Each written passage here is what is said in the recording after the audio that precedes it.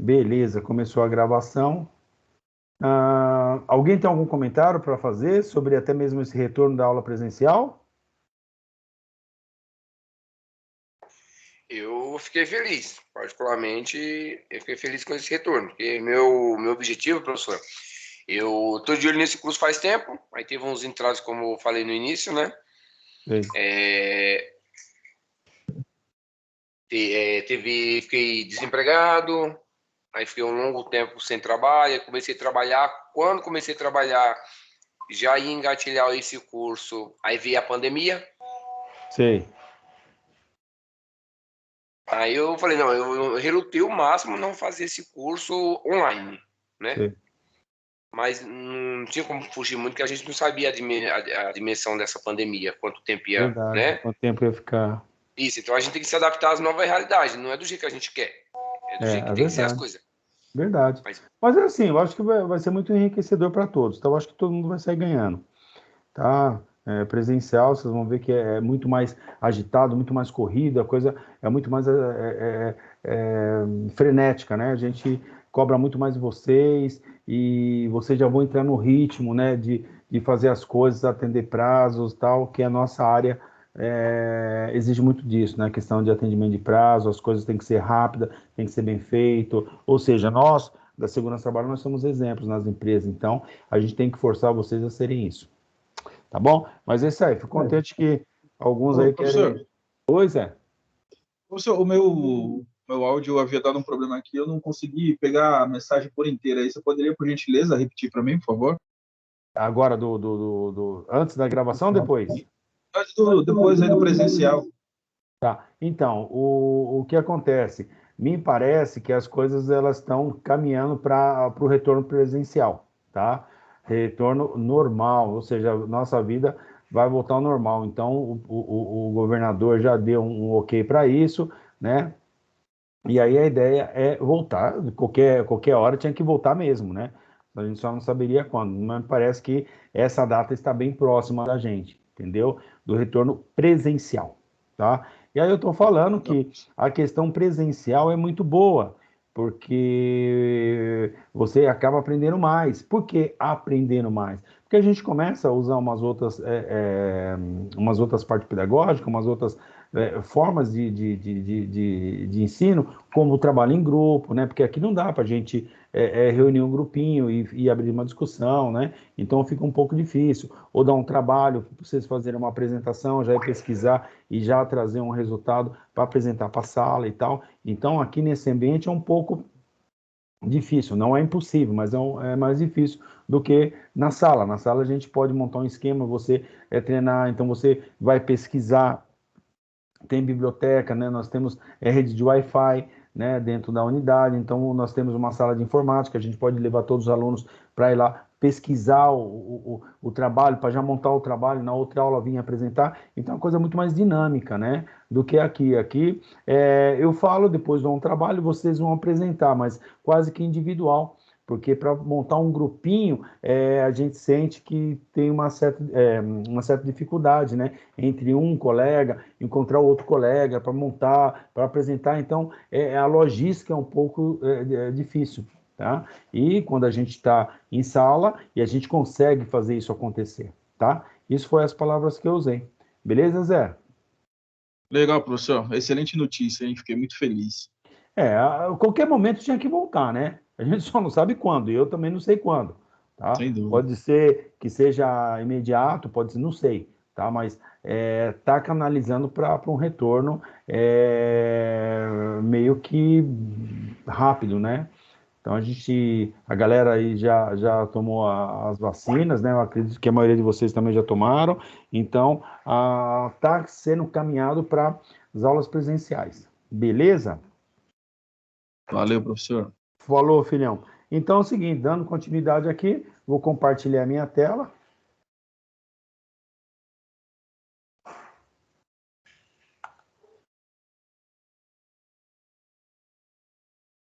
Beleza, compartilhei minha tela.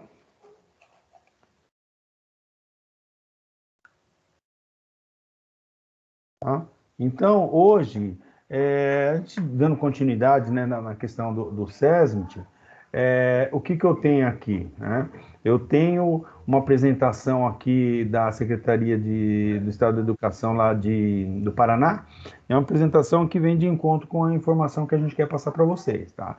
Então, tem aqui, primeiro, a questão da segurança do trabalho, né, que seria a importância, né, da segurança do trabalho. Então, nós temos aqui, primeiro, que nós, da segurança do trabalho, nós temos que ter essa conscientização, nós temos que compartilhar essa conscientização, né, ou conscientizar todos os empregados, que é o que? A importância da segurança do trabalho.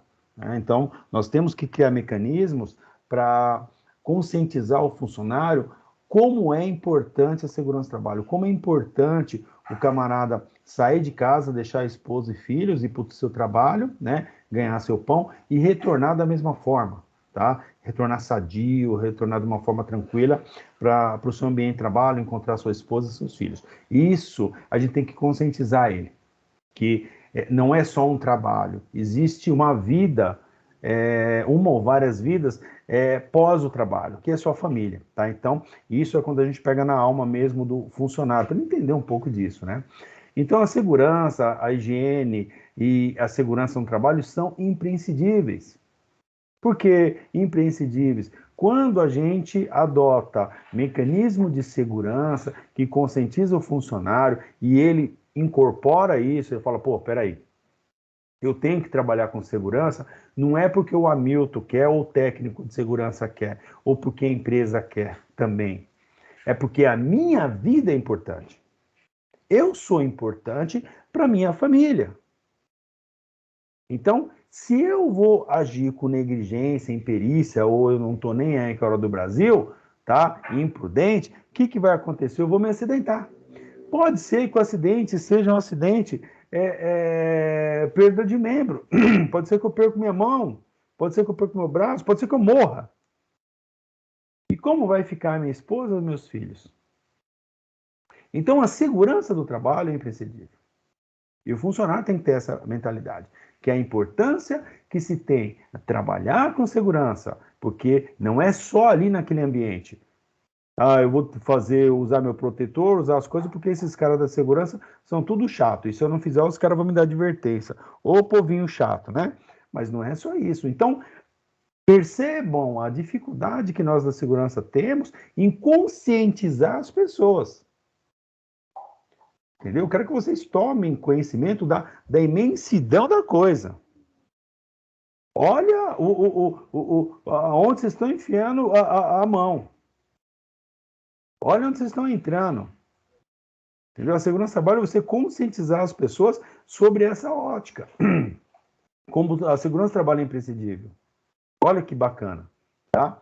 A responsabilidade e consciência por essas ações é de cada um, pois é pessoal e intransferível. Olha, conscientizar o funcionário nessa questão, para ele poder entender que, peraí, eu tenho que estar consciente das ações que eu tenho que tomar para não sofrer acidente, porque quem vai chorar é minha esposa e meus filhos. Entendeu? Então, ela é o quê? São ações de cada um.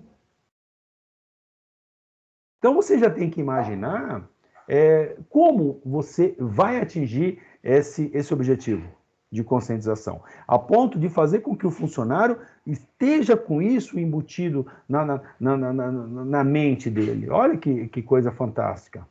E aí vem aqui, o único prejudicado pela falta de atenção, responsabilidade e consciência será você mesmo, será eu mesmo. Então, veja só, quando a gente consegue alcançar essa excelência, tá? Isso é excelência. Professor, o que é excelência? Excelência é acima do ótimo. Excelência é acima do ótimo. Eu consigo ser bom, eu consigo ser mais do que bom, eu consigo ser excelente. Consigo ser o top, tá? Então, a conscientização, ela é complexa. A gente tem que usar uma série de ferramentas, né, que vocês vão aprender durante o curso, para a gente utilizar, fazer com que os funcionários estejam conscientes. Bom? Então, qual que é o objetivo da segurança do trabalho? Primeiro, né, o objetivo da segurança do trabalho é compreender a importância de preservar a saúde e a integridade física no trabalhador. Então, presta atenção, compreender a importância de preservar a saúde e a integridade física do trabalhador. Esse é o nosso objetivo da segurança do trabalho, que é fazer com que eles entendam disso, que eles consigam compreender essa questão. E qual a finalidade da segurança do trabalho? É promover o acesso à informação sobre segurança e saúde no ambiente de trabalho. Como que eu vou promover essas informações? Eu tenho que inventar, eu tenho que criar, eu tenho que, desde palestras, diálogos diários de segurança, quadros à vista, aqueles quadros que a gente coloca as informações, eu passando nas salas, distribuindo folhetos, enfim. São formas de promoção de acesso à informação.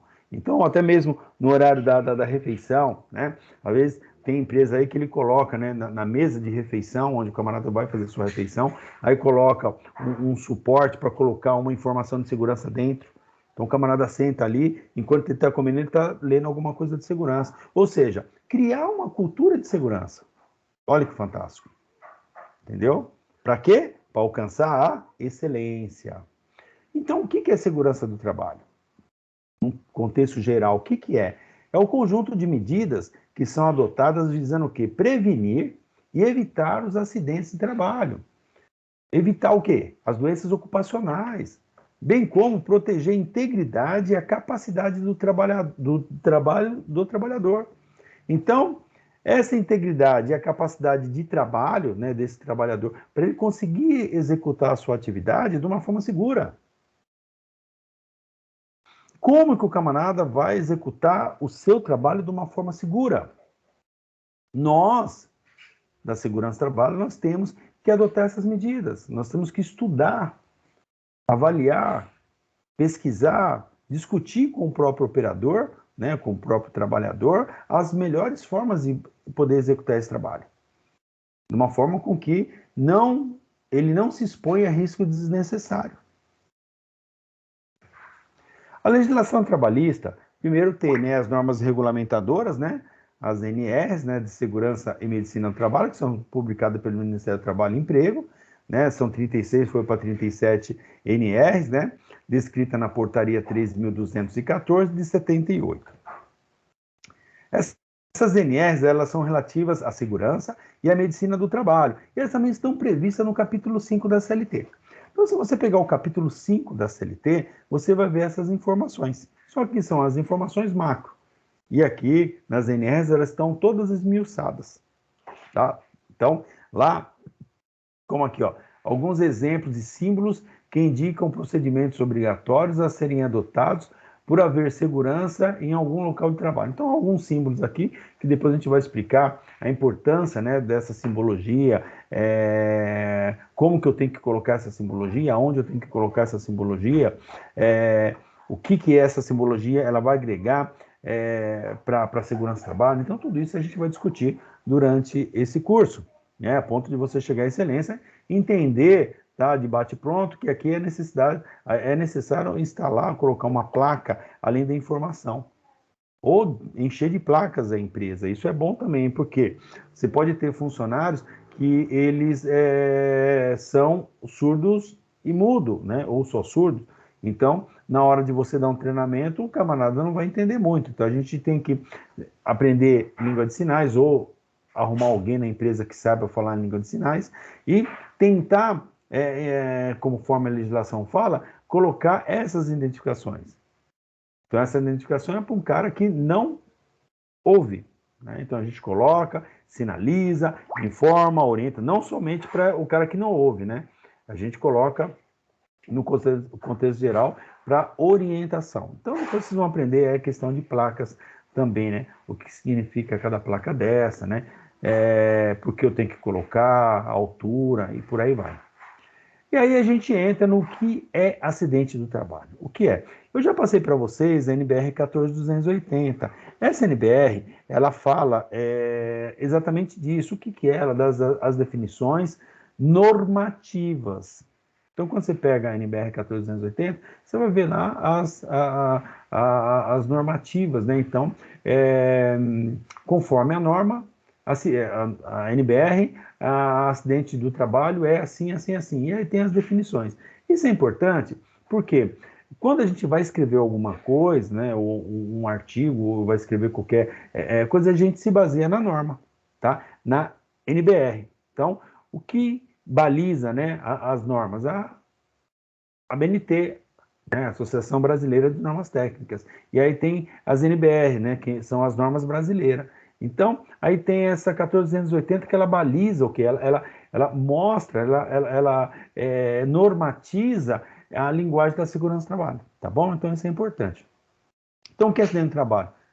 É o acidente que acontece no exercício do trabalho. O que é exercício do trabalho? O cara trabalhando, provocando lesão corporal ou perturbação funcional, podendo causar a morte, perda ou redução permanente ou temporária da capacidade para o trabalho. Então, é aquele que acontece no exercício do trabalho, provocando lesão corporal ou perturbação funcional, tá? Inclusive perturbação funcional, que ele já pensa até em problemas lá em cima, problemas maiores, entendeu? Podendo causar a morte, perda ou redução permanente ou temporária da capacidade do trabalho. Então, o camarada deu uma martelada no dedo. Então, o que vai acontecer? Ele vai ficar... ele vai ter uma incapacidade para o trabalho. Então, ele não vai trabalhar. O médico vai definir quantos dias ele vai ficar afastado. Então, o que vai acontecer? Ele não tem capacidade de trabalho. Ele vai ficar afastado. Esses afastamentos, eles trazem transtorno, que nós já falamos, depois a gente vai discutir muito mais. Então, essas faltas, né, falta de trabalho, esses afastamentos, isso traz transtorno para a empresa, né, principalmente em questão de hora, como também a questão de custos, né, porque a empresa tem que pagar mais para o governo, tá bom? Professor, pois não? Professor, o SESMIT, ele atua como? Ele faz o que no sentido... A gente sabe que o INSS, ele é um órgão do governo que, na prática, ele atrapalha mais o trabalhador do que ajuda, né? Geralmente, isso é a Rádio Peão que fala. Geralmente ele, você está apto a trabalhar, pode voltar para a ativa, mas o funcionário não está 100%. E ele tem que voltar para trabalhar. E ele não rende, ou enfim, acontece alguma coisa na empresa. O SESMIT atua nesses casos como?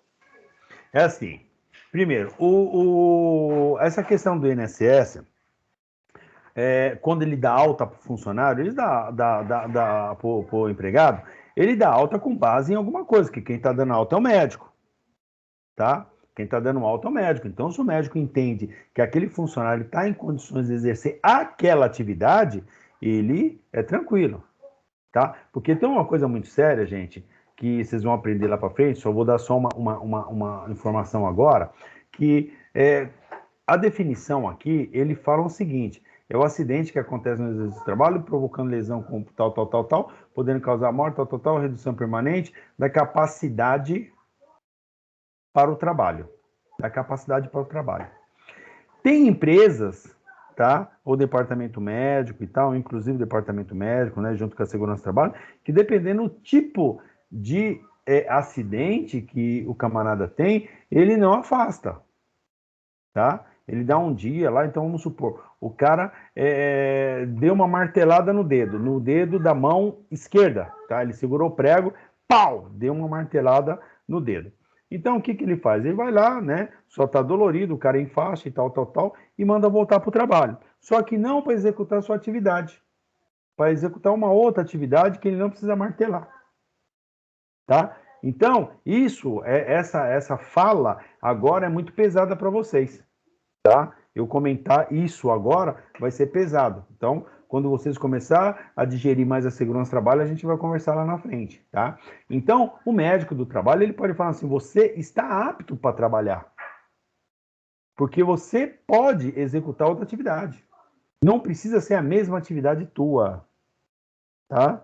Então, um exemplo, eu vou falar um exemplo só aqui, tá? Existem vários, mas eu vou falar um exemplo só. Um camarada, ele numa empresa, né, multinacional, uma empresa fantástica, só que a empresa estava muito tempo sem acidente de trabalho. E ela permanecia sem acidente de trabalho. Por quê? O camarada, um exemplo, o camarada ele pisou torto, né, num bueiro, torceu o pé. Torceu o pé. Aí pegaram ele, levaram para o hospital, viu que torceu, colocaram um gesso nele e tal. Então, aquelas horas ele perdeu, mas o médico do trabalho não afastou. O médico do trabalho da empresa. O cara lá no INSS, do hospital, deu 20 dias para ele. Quando ele chegou com o atestado para o médico da empresa, o médico, não, você tem condições de trabalhar. Mas como que eu tenho condições de trabalhar com o pé engessado? O médico falou, você tem condições. Você não precisa executar a sua atividade de ficar em pé. Eu coloco você na portaria sentado. Tá, mas como que eu vou vir de casa? Não tem problema, a empresa vai te pagar táxi para ir e voltar. Mas como que eu vou almoçar? A gente vai levar comida para você até a portaria. Professor, mas isso é certo? É certo. Só que é um diálogo muito complicado para vocês entenderem agora. Tá? Então, é uma conversa que a gente vai ter lá para o futuro, que aí vocês vão entender a legislação e tal, vão se amadurecer para depois ver lá atrás. Então, o que acontece? Hoje, neste exato momento do curso, vocês ainda estão com pensamento de funcionário, pensamento de empregado. E aí, conforme vocês vão conhecendo a legislação, vocês começam a mudar esse pensamento. Que a gente tem um ditado que diz o seguinte: o técnico de segurança, tá? Ele tem que ter pensamento de técnico de segurança, não pensamento de peão. Tá? E a gente vai tentar tirar isso de vocês, porque se você for um técnico de segurança com pensamento de peão, o que é pensamento de peão? É o cara que pensa só nessas questões que eles entendem que é verdadeira. Ele não vai pesquisar para saber o que pode. Isso é ruim. Por isso que a gente vai capacitar vocês, e essa conversa que eu estou falando não seria uma conversa para agora. Tá? Porque a legislação fala, mas teve um acidente, tá? Mas se o médico do trabalho não quiser dar, ele não dá e não tem um Cristo que faça ele voltar atrás. O médico, ele tem autonomia, e não somos nós. Então, falando desse caso aí, e o médico não afastou o cara. E ele estava com o atestado médico do hospital. Quando chegou na empresa, o cara não aceita. Por quê? Para validar o atestado médico, o médico do trabalho da empresa que tem que validar. Eu achei interessante isso. Né? Eu não digeri isso na época, mas eu achei interessante e tem sentido. Beleza. Olha que interessante. Passou vários anos, eu lá na empresa que eu trabalho agora, um camarada, ele teve um ferimento, torceu o pé, se eu não me engano, né? Acho que foi, torceu o pé. Estão ouvindo? Estão ouvindo eu? Sim. Sim. Ah, tá. Eu vi aí um zoado. Não, né? Então, beleza. Então, eu não lembro direito o que aconteceu. Parece que o cara machucou a mão. Não foi pé, não. Foi mão. Aí eu levei no posto de saúde, né? Um posto de saúde lá perto da empresa. Eu mesmo levei. Cheguei lá, tal. Passou no médico. Aí o médico não deu atestado, não deu nada. Aí eu entrei para conversar com o médico. Falei, doutor, o senhor vai dar um atestado, alguma declaração? Ele falou, não. Quem tem que avaliar... Olha o que o cara me falou, hein? Quem tem que avaliar se ele tem condições de trabalhar ou não é o médico da tua empresa. Não sou eu. Aqui, a doença dele, o problema dele, está resolvido. Então, aqui já era. Aí ele vai voltar para a empresa. O médico da sua empresa que vai avaliar se ele pode trabalhar ou não. Ponto final. Eu gostei da fala do médico. Eu achei interessante e fui lá para o médico. Nossa, falou, doutor, o médico falou isso, falou, é perfeito, se todos os médicos usassem esse mesmo critério, ia ser fantástico pra gente, tá? Deixa eu ver, o cara viu, falou, não, ele pode continuar a trabalhar, e continuar trabalhando, entendeu? Então, esta conversa é muito prematura para vocês, porque vai dar um nó na cabeça de vocês, tá? Eu só peguei um gancho aqui para vocês entenderem, mas, normalmente, a gente faz isso. Então, como o colega falou aí, o SESM, o camarada foi no INSS. O INSS é a mesma coisa. O médico, ele entende que o camarada tem condições de voltar ao trabalho. Só que quem pode interpelar isso, ou quem pode questionar, é o médico da empresa. Não somos nós. Nós, da Segurança do Trabalho, a gente vai até o acidente. A gente tem que se prevenir até o acidente. Se aconteceu o acidente, já não é mais, tipo assim, problema nosso, né? Porque aí entra o médico e tal. A gente entra na prevenção. Então, foi lá no INSS. O INSS, não, você já está de alta. Eu entendo, como médico, que você pode voltar a trabalhar. E aí o cara vai para a empresa, chega na empresa e vai falar assim, ó, doutor, para o médico da empresa, olha, ele não tem, eu não estou com condições de trabalhar, o médico da empresa vai avaliar o cara e vai falar, realmente você não tem condições. Aí o médico vai fazer um documento, né, e vai voltar para o INSS. Aí o cara do INSS, o médico do INSS, pode acatar ou não o parecer do colega médico. Tá? Nós, como segurança do trabalho, não vamos interceder em nada. Quem vai interceder é o médico do trabalho, que ele faz parte da onde? Do SESMIT. Tá? Então, isso é muito importante. Toda vez que acontece um acidente, a gente leva o conhecimento do médico. E o médico vai avaliar se essa pessoa tem condições de trabalhar, não necessariamente na mesma função. Tá? Isso que tem que ficar claro para vocês. Porque às vezes o cara, puta merda, o cara machucou um dedo, vai ficar 3 meses afastado? Tá, mas pode ser que ele consiga executar uma outra atividade dentro da empresa. E aí não precisa ter tudo isso de afastamento. Entendeu? Tá, mas a gente vai discutir isso. É só uma prévia para vocês entenderem em questão de legislação, que aí tem que se aprofundar depois, que a gente vai discutir aqui a questão de legislação aí para frente, tá bom? Mas aqui, na Já estou ansiosa pela aula, professor.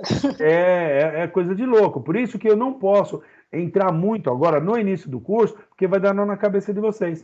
Entendeu? Porque se eu falo uma coisa dessa, você já pode imaginar um montão de coisa e não vai dar certo. Então, vocês têm que ir devagarzinho, a gente tem que passar as legislações, a gente vai, né, galgando devagar, para a gente, tipo assim, para vocês criarem uma maturidade em segurança do trabalho para poder digerir um assunto como esse.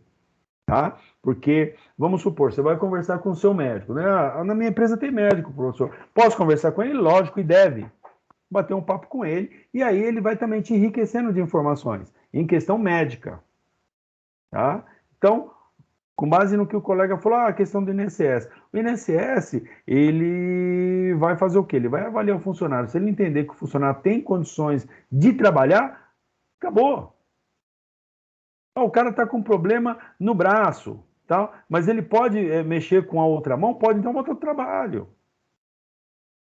Não é para ficar eternamente afastado, entendeu? Então é isso que é o grande problema, que muitas vezes a pessoa entra no INSS, ele quer ficar por resto da vida afastado. Não pode. O INSS está cortando isso, já cortou um monte, né? Tinha gente aí que estava lá há muito tempo e o cara está melhor do que nós. Eu vi, ninguém me falou não, hein?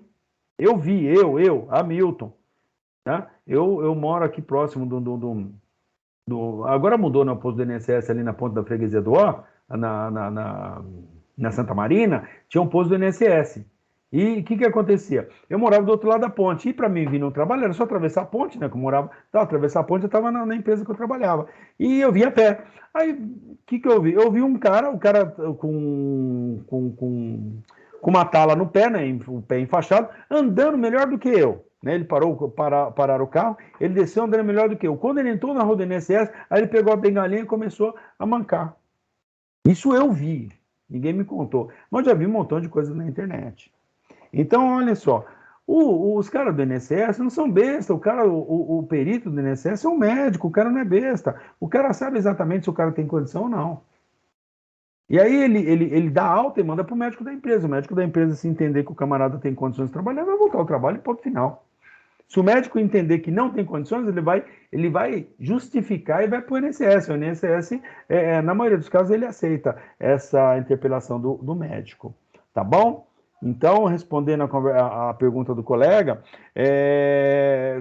pode, tá? Se o médico do INSS ele falar, volta a trabalhar e chegar na empresa, o médico entender que não é para voltar, volta para o INSS. Assim como também ao contrário, hein? Ao contrário, então vamos supor, o camarada ele chega, tá? E teve um afastamento. Ele teve um afastamento, o médico deu para ele 60 dias. 60 dias de afastamento. O médico do posto de saúde do hospital. Só que o cara ele se recuperou melhor. E ele marcou uma perícia daqui 65 dias, é o tempo que ele conseguiu marcar a perícia.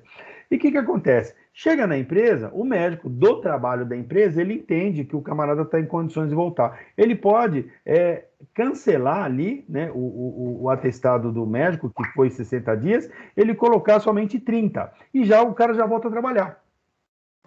E aí ele vai fazer um documento que ele deu a alta para o cara.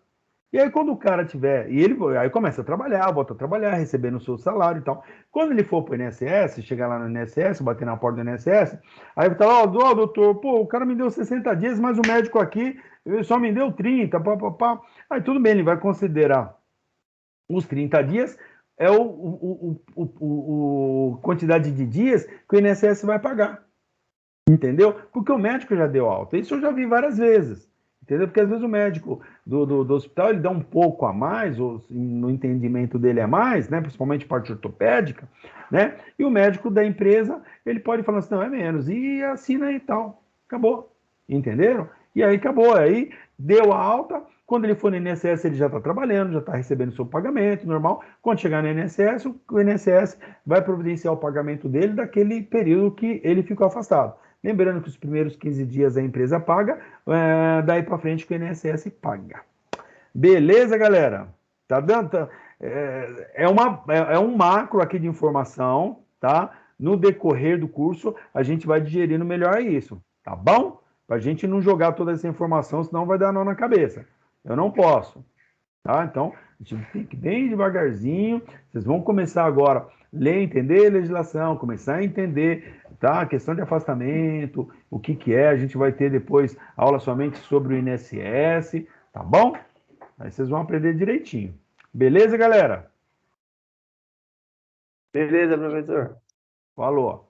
Beleza, professor. Beleza, então nós estamos aqui no acidente de trabalho. Aí eu passo aqui os tipos de acidente de trabalho. Então nós temos aqui os tipos de acidente de trabalho. Nós temos o acidente que ocorre quando você está em horário de serviço, executando tarefas dentro ou fora da empresa.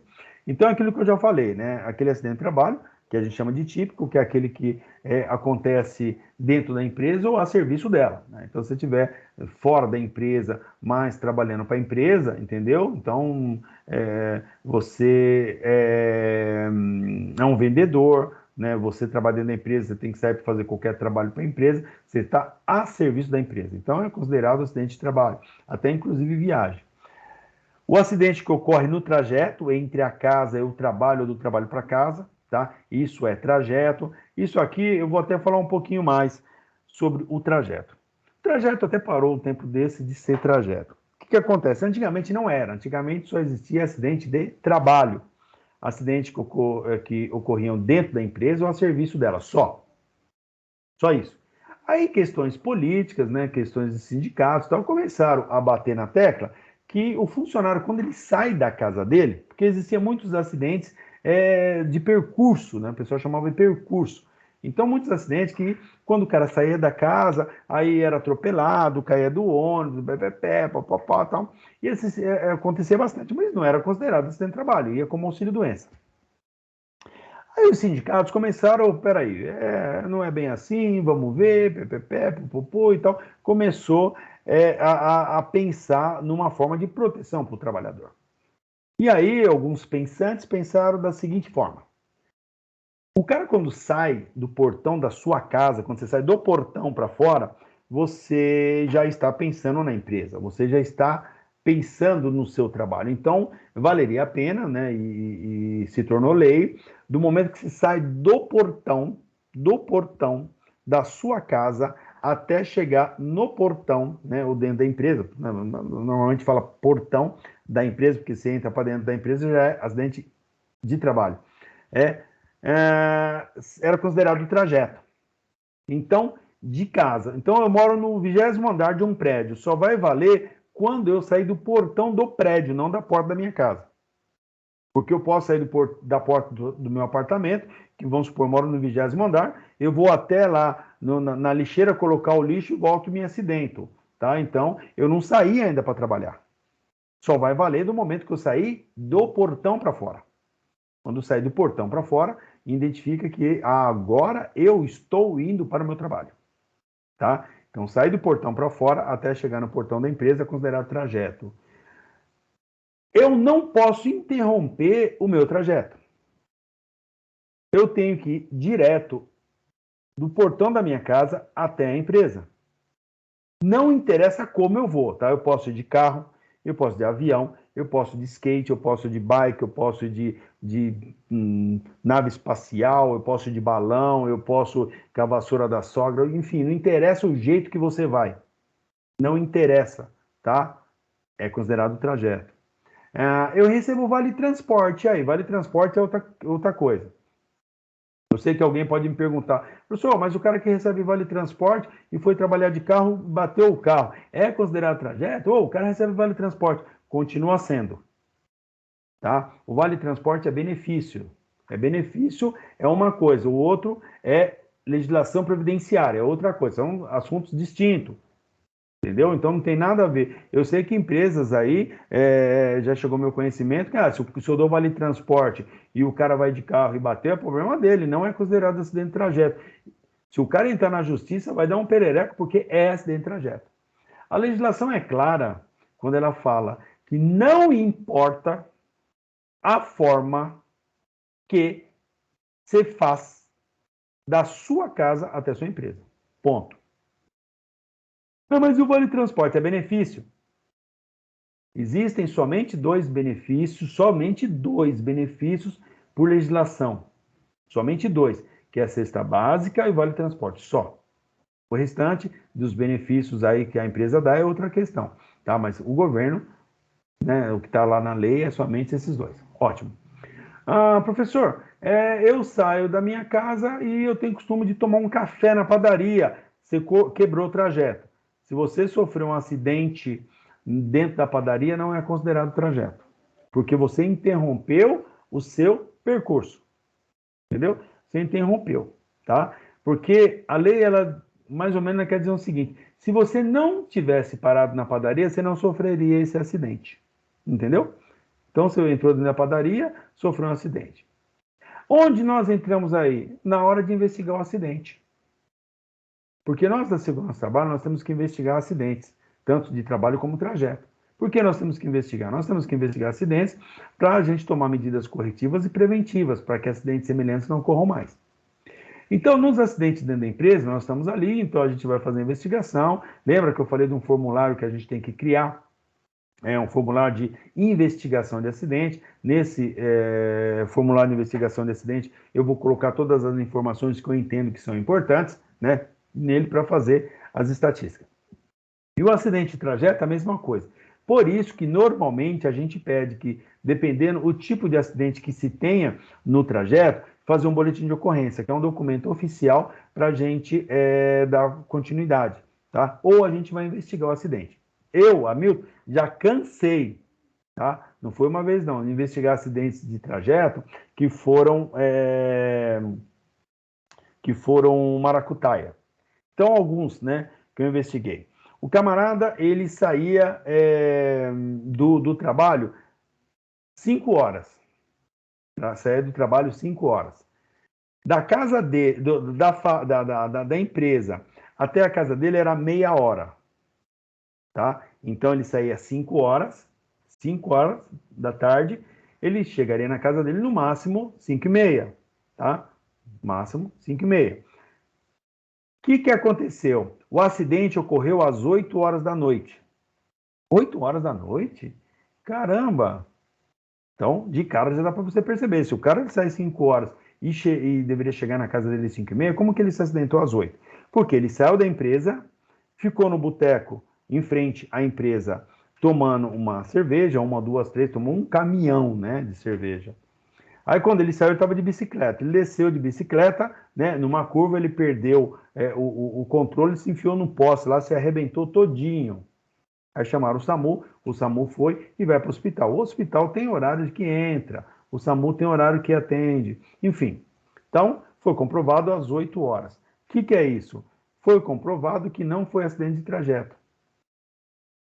Entendeu? Porque ele saiu da empresa, foi no bar. Quebrou o trajeto. Outro acidente, o camarada, isso é dica para vocês começarem a investigar, quando for investigar acidente.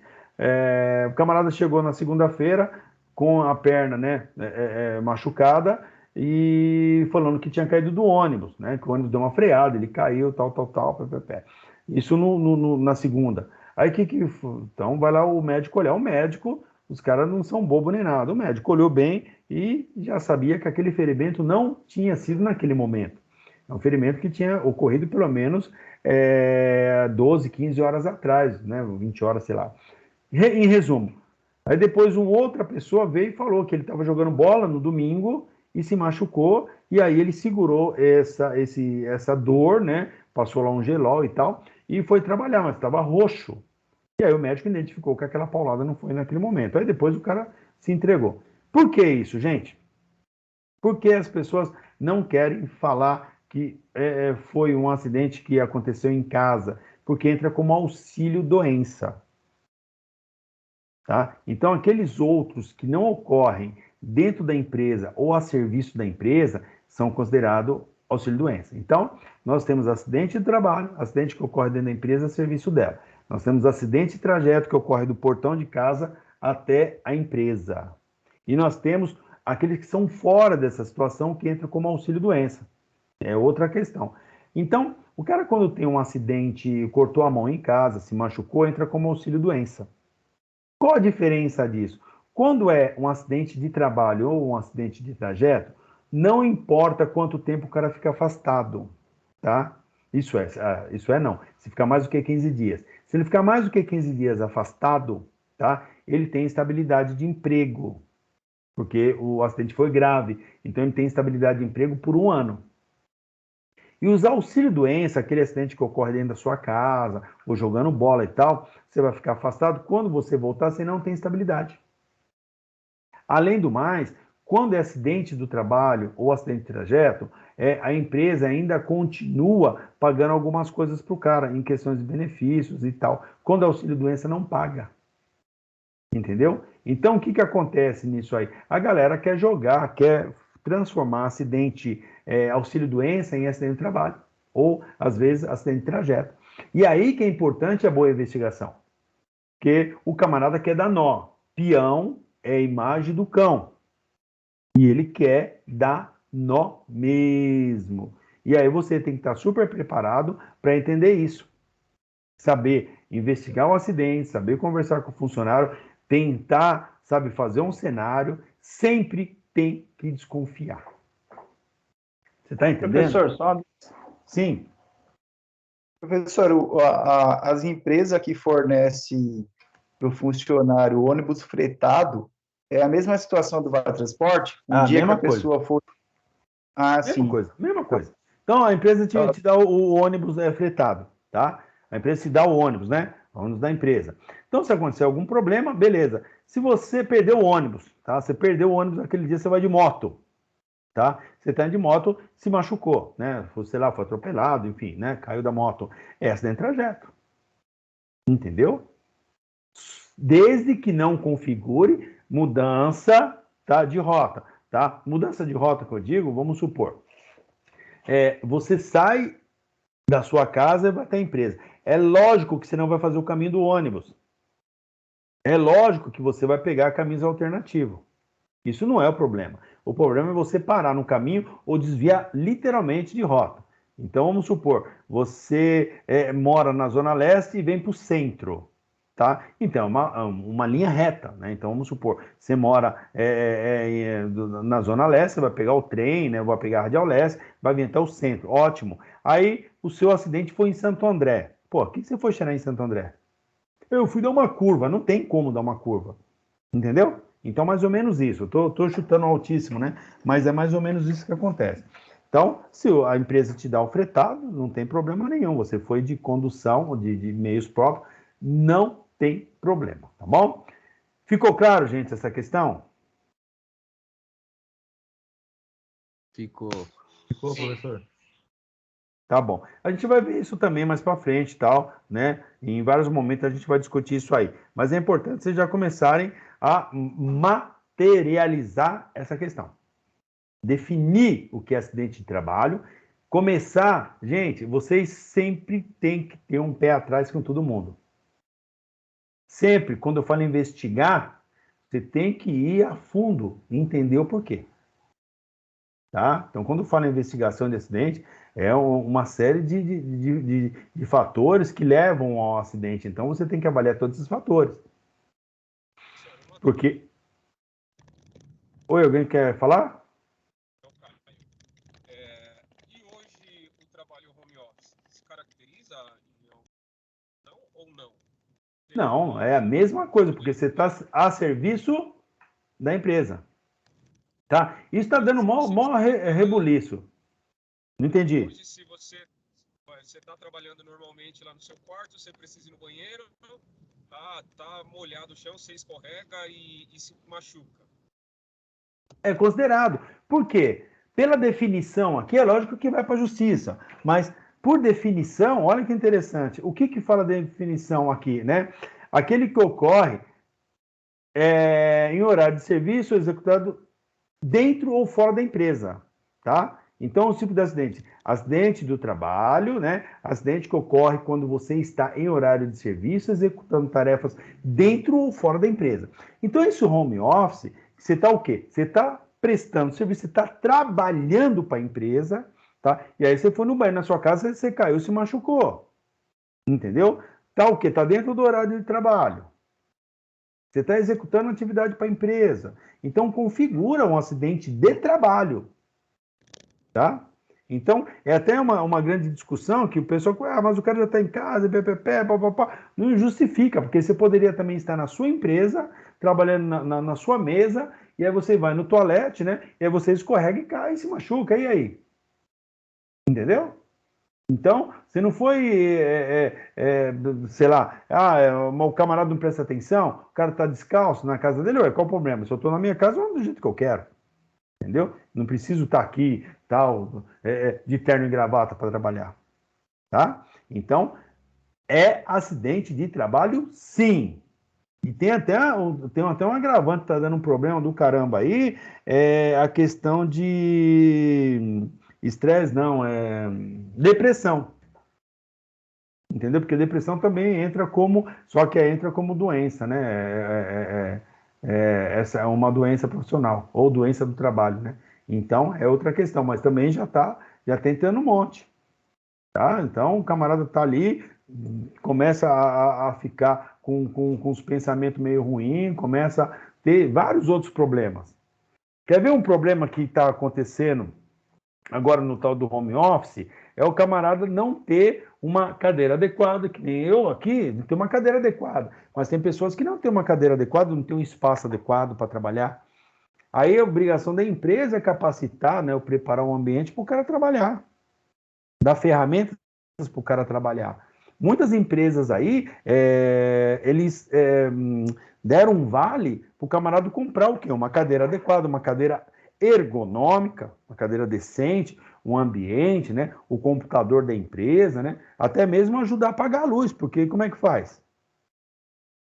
Entendeu? Como é que faz? Estou gastando a energia da minha casa aqui, entendeu? Então mas isso é um outro assunto. Mas a questão da cadeira é importante, porque o camarada vai ter problema na coluna, enfim, entendeu? Então aí vai ser o quê? Uma doença profissional. Tá? Que está aqui no próximo item aqui, que é o quê? Provocada pelo tipo de trabalho. Tá? Qual o tipo de trabalho? Eu estou aqui, eu estou sentado. Então, quando fala doença profissional, da profissão do cara. Então, a minha profissão é carregar, trabalhar dentro do... Vamos até ficar mais fácil. A minha profissão eu sou açougueiro, então eu entro toda hora dentro da câmara frigorífica. Então, toda hora eu entro na câmara frigorífica. Então, eu sou açougueiro, toda hora eu entro na câmara frigorífica, eu entro lá, eu entro papapé e tal, né? E aí eu pego uma doença pulmonar. Aí tem um nexo causal. O que é um nexo causal? Quando tem uma relação da minha doença com minha atividade. Então, quando eu chego no médico, aí ele tem problema no pulmão. Tal. E você trabalha do quê? Pneumonia. Eu tenho pneumonia. Você trabalha no quê? Eu trabalho no ambiente gelado. Então, tem nexo causal. Ótimo. Doença do trabalho são causadas pelas condições do trabalho. Então, vamos supor, eu trabalho no açougue, só que eu não sou açougueiro. Eu sou a pessoa do caixa. Sou a pessoa do caixa. Só que toda hora, ou de vez em quando, eu tenho que passar, né, para dar a volta, eu passo em frente a câmera frigorífica. E às vezes eu passo, está aberta e bate aquele ventinho gelado em mim e tal, e eu fiquei gripado, eu peguei uma pneumonia. Aí quando eu vou chegar no hospital, né, aí é uma doença do trabalho. Porque foi uma doença com as condições do trabalho, não foi profissional, não é da minha profissão, entendeu? Não tem um nexo causal, um nexo com relação à atividade. Aí é doença do trabalho. Então, eu fiquei decorrente daquele frio, entendeu? Mesma coisa na empresa. Não entendi. Eu tenho uma pergunta. Pois não. Ah, sim. Eu trabalho numa transportadora, né, que faz envios dos produtos da Ambev. E aí sempre vai um motorista junto e um ajudante, né, para ajudar o descarrego do caminhão, e carregar também. E segunda-feira, né, o ajudante e o motorista estavam com Covid e ambos ficaram internados. E, infelizmente, né, o ajudante veio a óbito. Isso também entra como provocado pelo trabalho ou não? Porque... Então, continua, desculpa. Porque tem um ligamento, né? Que os dois trabalhavam juntos, então, e dentro da empresa, então, eu não sei se isso tem ligamento. Não tem. Não tem, tá? Porque isso aí não tem a relação do trabalho, tá? Esse Covid que ele pegou esse Covid da onde? Tá? Até teve uma discussão dessa, teve algumas discussões dessa, em questão se a pessoa pegasse no ambiente de trabalho, que entraria como doença do trabalho, né? Seria causada pelas condições do trabalho. Mas aí ele morreu o assunto, tá? Talvez, tá? Não estou afirmando. Essas pessoas entrarem na justiça e conseguir comprovar isso, tá? Porque o que acontece? Então, tem a pandemia, O que a empresa está fazendo para amenizar isso? Tem que seguir os protocolos. Quais são os protocolos? Primeiro, distanciamento. Mas o camarada trabalha em 2 pessoas, né, dentro do caminhão. Tudo bem, mas são 2 pessoas, vai ficar uma em cada extremidade. O uso da máscara, a janela aberta, álcool em gel, ou seja, é proibido ficar sem máscara, porque você há de convir que se os 2 tivessem com máscaras, tá? Com máscaras e tal, respeitasse todos os protocolos, um não iria passar para o outro. Isso é uma situação. Mas pode ocorrer que, simultaneamente, os 2 pegaram em locais distintos. Não necessariamente um passou para o outro. Exemplo, aqui na minha casa. Eu, lá na fábrica, é uma loucura, né? Porque a gente tem que dar exemplo, então eu uso máscara o dia inteiro, álcool em gel, aquela coisa. Eu determinei que todo funcionário que entra na empresa tem que lavar a mão com água e sabão, aí enxuga, passa álcool em gel e entra para a fábrica, com máscara e tal. Nós demos máscara para todo mundo, e papapá, enfim, né? Toda essa preocupação. E eu me preocupo com isso, né? Até porque eu tenho criança pequena. Minha esposa minha esposa está afastada também, né? Aliás, afastada não, está trabalhando em home office, né, também está aqui em casa, é funcionário do banco, né, da Caixa Econômica, então está aqui dentro de casa.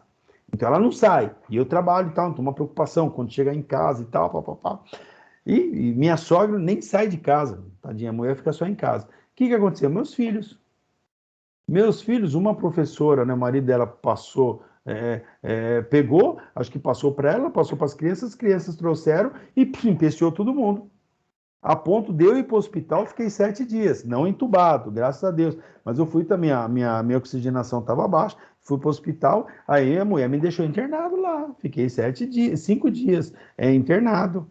Minha esposa ficou tranquila, minha sogra também, graças a Deus. Então, veja só, é um pouco difícil, tá? Talvez os médicos consigam, né, fazendo um mapeamento, alguma coisa, saber se um passou para o outro, tá? Então, tem um grande problema aí que a galera estava em questão de discussão, saber, pô, mas eu peguei da empresa, mas você tem que ter certeza absoluta que você pegou da empresa. Como que você tem a certeza absoluta que você pegou da empresa? Ah, porque eu venho de carro, na minha casa ninguém tem. Você entendeu? Então, é uma coisa assim muito superficial. Que nem no caso desses dois aí, dos funcionários da sua empresa. Como que a gente pode evidenciar que os dois, um pegou do outro? Entendeu? Então, é meio complicado. Pode ter uma briga jurídica, lógico que pode. E se for comprovado que um pegou do outro, né, por negligência da empresa, tá? E aí vai dar problema. Mas tem que ser provado tudo isso. Eu acho que o complicado vai ser conseguir provar, né? Porque essa doença é uma doença tão silenciosa. Então, você entendeu? Como que a pessoa vai provar? Olha, eu peguei do meu amigo, olha, o meu marido morreu porque ele pegou Covid do motorista, porque o motorista... e aí? Aí a empresa, tá, você, né, a empresa fala assim, olha, mas os protocolos eram esses. Então, se não existia o protocolo, como é que faz? A coisa é complexa, é complexa. Mas se for evidenciado, entraria como doença do trabalho. Tá? A pessoa pegou ali dentro, mas e para evidenciar? Então é complicado. Talvez o médico consiga evidenciar, olha, tá assim, assim, assim e tal, mas mesmo assim é uma briga. Tá? Dá para ir para a justiça e pau no gato. Tá? Mas isso é uma preocupação. Hoje, a gente, hoje não, né? Quando surgiu esse negócio, foi um pandemônio, né? Em questão de prevenção. Na fábrica, eu enchi de álcool em gel, não tinha álcool em gel no mercado, foi uma loucura, entendeu? A gente orientando o distanciamento de todo mundo, e a fábrica não pode parar. Mesmo assim, nós paramos alguns dias. No início, todo mundo parou, até o Senac parou, e a coisa, né, enchemos de álcool em gel, treinamento toda hora, enchi de cartaz da empresa, falando um com um, sabe, a ponto de dar advertência se uma pessoa estivesse próximo da outra. Aí tem pessoa que tinha fobia, tem pessoa que tem renite, tem pessoa que tem não sei o quê, pessoa que não sei o quê. Olha, foi um pandemônio. Entendeu? Graças a Deus, tivemos algumas pessoas que pegaram Covid, sim, mas graças a Deus conseguiram identificar que elas pegaram fora. Não uma, por quê? Nós determinamos o seguinte: se a pessoa tiver qualquer sintomas, não era para ir trabalhar, era para ir para o hospital, procurar médico. Então não era para vir. E isso deu tudo super certo, né? Então os casos que nós tivemos na empresa foi pessoas que sentiram alguma coisa e foi para o hospital. Aí fizeram lá e de cara, se a pessoa não estou sentindo bem, o próprio médico da empresa, de cara ele já dava lá, acho que se não me engano, 5, 7 dias para o cara ficar em casa. Então, se o cara ligasse lá na fábrica, não estou sentindo bem, estou meio não sei o quê, tal, a gente passar para o médico conversar com o cara, fazer algumas perguntas. Olha, de cara o médico vai falar, esse cara vai ficar em casa X dias. Eu falei para ele, se isso continuar amanhã, ele vai fazer o PCR, vai fazer não sei o quê, enfim. Então, uma loucura, né? Agora imagine vocês lá, que deve ter um bocado de funcionários, caminhão, foge dos seus olhos. Entendeu? Então, né? Porque como eles saem para a rota, não tem como supervisionar para ver se estão fazendo protocolos que a empresa impõe, né? Exatamente. Aí isso vai de encontro com o meu primeiro slide. Lembra que eu mostrei o meu primeiro slide? Aqui? Lembra, galera? Ó, deixa eu voltar aqui, que slide eu estou aqui para não esquecer, 7. Lembra no primeiro slide aqui, que eu falei para vocês, ó, olha a importância da segurança do trabalho, de higiene no trabalho são imprescindíveis, a responsabilidade e a consciência, né? O único prejudicado é a falta de atenção. Olha aqui, né? Veio de encontro com o que você falou aí. Então, o problema é muito sério. Muito sério. Muitas pessoas perderam a vida por descuido de outros, né? Então, que nem, talvez nesse caso aí, descuido dos dois, porque se ele tivesse com a máscara, mesmo o colega contaminado sem a máscara, então, meu colega está sem a máscara, mas eu estou com a máscara, então eu estou protegido. Entendeu? Só que para um passar para o outro, os dois estavam totalmente desprotegidos. entendeu? Com certeza foi descuido de ambos, porque eu até entendo o lado deles, né? Naquela correria de descarregar caminhão, às vezes abaixou um pouco a máscara, que tem pessoas que têm esse hábito, né? E aí, nisso, provavelmente deve ter acontecido, mas entendi, professor. E do outro lado, tem pessoas, principalmente pessoas mais jovens, que ele acha assim, isso não vai acontecer comigo. Gente, eu fui algumas vezes lá no Tatuapé, lá na unidade, né, até eu dei curso lá para o pessoal de administração, e eu fui lá durante, acho que um mês, né, segunda, quarta e sexta, né, eu ia lá dar aula. Então, sexta-feira, ali no Senac, então tem bastante barzinho, tem um monte de barzinho. Vocês voltar lá, vocês vão ver que sexta-feira é empesteado, mas lotado. Então, no fervor da pandemia, todos os barzinhos lotados, todos os jovens sem máscara, sem proteção nenhuma, fumando narguile, tomando no mesmo copo, e não sei o quê, e dançando, e beijando, e enfim. Entendeu? Um monte, não é um só não, mas um monte de gente. Então, é assim, tem pessoas que acham assim, comigo não vai acontecer. E um monte dessas pessoas morreram. Entendeu? Então, é assim, é difícil a gente conscientizar as pessoas. É difícil você mostrar para a pessoa que ela pode não acontecer com ela, mas ela pode prejudicar alguém. Ou ela pode fazer o que ela, talvez ela não chore, mas alguém vai chorar por ela, como é esposa, filhos, mãe, pai, irmãos. Você vê como o negócio é difícil? É complicado. A gente conscientizar na fábrica mesmo. Eu conscientizava todo mundo, mas quebrava o pau. Aí quando saía os funcionários, todo mundo tirava máscara. Abaixava a máscara, que é para fumar, para não sei o quê, para bater papo, tirava a máscara. E aí, eu não posso chamar a atenção do pessoal lá fora. Saiu, acabou o compromisso das pessoas dentro da empresa, já era, por lado de fora eu vou fazer o quê? Aí no outro dia eu conscientizava os caras, gente, a coisa é séria, mas entrar por aqui, sai por ali, então eu tinha que pegar o quê? Pelo menos dentro da empresa. É muito problema, entendeu? A coisa é louca.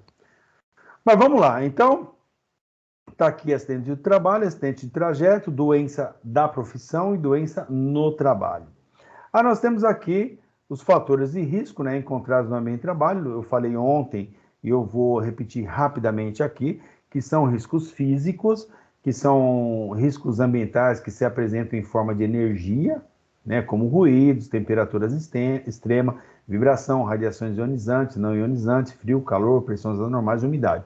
Ontem eu até falei de cada uma delas, como que é e tal, e na UC2 e na UC4 a gente vai entender um pouco mais os limites de tolerância, né? Vamos conhecer a instrumentação, né? Isso é importante. Aí eu tenho aqui os riscos químicos. Os riscos químicos são riscos provocados por substâncias químicas que se encontram nas formas líquidas, sólidas ou gasosas, né? Que estão presentes constantemente na vida dos indivíduos e que, quando absorvido pelo organismo, pode produzir reações tóxicas e danos à saúde. Então, quando a gente fala em produtos químicos, é um problema sério, porque todo lugar tem. Então, a gente tem que estar preocupado com isso dentro das empresas, né? Então, nós vimos físico dando uma atenção melhor para o químico. O químico, qualquer empresa tem produto químico. Tá? Então, como manipular esse produto? Como que eu vou com a mão? Não, tem que ser uma luva especial. Se esse produto tem gás, por isso que eu vou conhecer a ficha de segurança dele, para saber o que ele é, entendeu? Que veneno que tem nele e tal, qual a composição dele. Então, é importante. Até mesmo para depois eu informar isso no meu PPRA, né? Meu Programa de Prevenção de Riscos Ambientais. Aí eu tenho meus riscos biológicos. Os riscos biológicos já são riscos provocados por bactérias, por vírus, fungos. Eles são identificados por infecções agudas e crônicas, parasitoses e reações alérgicas, ou até mesmo intoxicações provocadas por falta de higiene no ambiente de trabalho. Então, o ambiente de trabalho tem que estar limpo, o banheiro ele tem que estar muito bem higienizado, né? Dependendo aí, as fábricas, né? A gente manda lavar 2 vezes por dia, né? Deixa lá uma vassourinha higiênica para quando o cara fazer suas necessidades, ele também ajudar a lavar, né, para não deixar nenhum resíduo ali, a descarga funcionando, entendeu? Lavar, né, o pessoal da limpeza, higienizar esse banheiro, né, com hipoclorito, né, o Acândida, aí o nome conhecido dela, lavar esse ambiente, né, isso é importante, lavar a bacia, né, tudo direitinho, a gente deixa até álcool em gel, né, há muito tempo, que é para o camarada passar o álcool em gel na tampa, né, para ele poder higienizar na hora também do assento. Uma coisa que a gente proíbe é que a pessoa suba em cima do vaso, isso, mas nem em sonho. O camarada pode subir em cima do vaso para fazer suas necessidades. Por isso que o banheiro tem que estar muito limpo, muito organizado e todos os funcionários conscientes. Porque se a pessoa subir em cima do vaso sanitário e o vaso, automaticamente, quando você coloca a pressão ela para fora. E aí o peso ele não fica estagnado, não fica distribuído. Ele fica forçando, principalmente com a perna, né, com o pé, aí ele pode romper. Quando ele rompe, então só sobra cerâmica. E a cerâmica vai ficar pontiaguda e vai entrar e vai cortar a pessoa. Quando ela corta a pessoa, né, vai ser uns cortes profundos. E essas bactérias que estão em toda essa cerâmica, né, em toda a privada, né, toda a bacia, ela vai contaminar onde? Dentro lá da pessoa. E para depois curar isso, é um problema seríssimo. Tá? Então, por isso que a gente, mas nem sonha, se o camarada estiver sonhando que está em cima da privada, a gente acorda ele. Tá? Não deixa. Nunca, mas nunca. Então a gente dá condição para o funcionário. Ou coloca existe um papel, né, que coloca no assento, ou a gente disponibiliza álcool em gel, aí o funcionário passa o álcool em gel. Eu, quando entrei nessa fábrica que eu estou lá há 12 anos, era assim, o pessoal subia no banheiro. Então, o que eu fiz? Troquei todas as tampas, coloquei álcool em gel, orientei todo mundo. Então, porque o pessoal fala, mas eu vou sentar aqui e tal, então eu subo para não ter contato. Aí, então, troquei todas as tampas, né, das bacias, todas, compramos tudo novo. Aí coloquei álcool em gel, então o camarada vai sentar, o cara passa álcool em gel e senta, tá tudo certinho. Bom, então, mas é difícil, você tem que conscientizar todo mundo. Aí tem os problemas ergonômicos. Pois não? E o frentista de combustível. Ele inala muito gases ali, né? Ele não precisa trabalhar com algum EPI, algo desse tipo ou não? É lógico que precisa, só que a galera não usa. A galera deveria usar sim, entendeu? Porque quando você coloca o combustível, então sobe, né, os vapores. Então o vapor o cara inala, entendeu? Então isso é um problema sério. Por isso, até por questão mas isso é pela questão dos inflamáveis ali, ele ganha periculosidade, né? Porque está próximo da bomba e tal, né? Tem um raio ali e ele ganha periculosidade, 30%. E isso é um problema sério. Isso já foi discutido há muito tempo, entendeu? Parece que o pessoal tem uma certa resistência em colocar uma máscara, uma proteção. Talvez agora, com essa questão da pandemia, o pessoal começa a olhar isso com outros olhos. É colocar a máscara na turma mesmo, entendeu? Ou fazer um dispositivo com que ele coloca lá, né, a bomba, sai fora e aí ela aciona automático, entendeu? Mas muitas vezes, até hoje eu vejo, né, que o camarada coloca a bomba, ele vai lá, né, e coloca o valor, então, né, e deixa a bomba rolar, tá? É uma forma que encontraram, mas tem que ter a proteção. Então, quando você pegar uma física aí de combustível, você vai ver que é um problema sério. Então, o camarada deveria usar, sim, uma proteção respiratória. Beleza? Ok, valeu.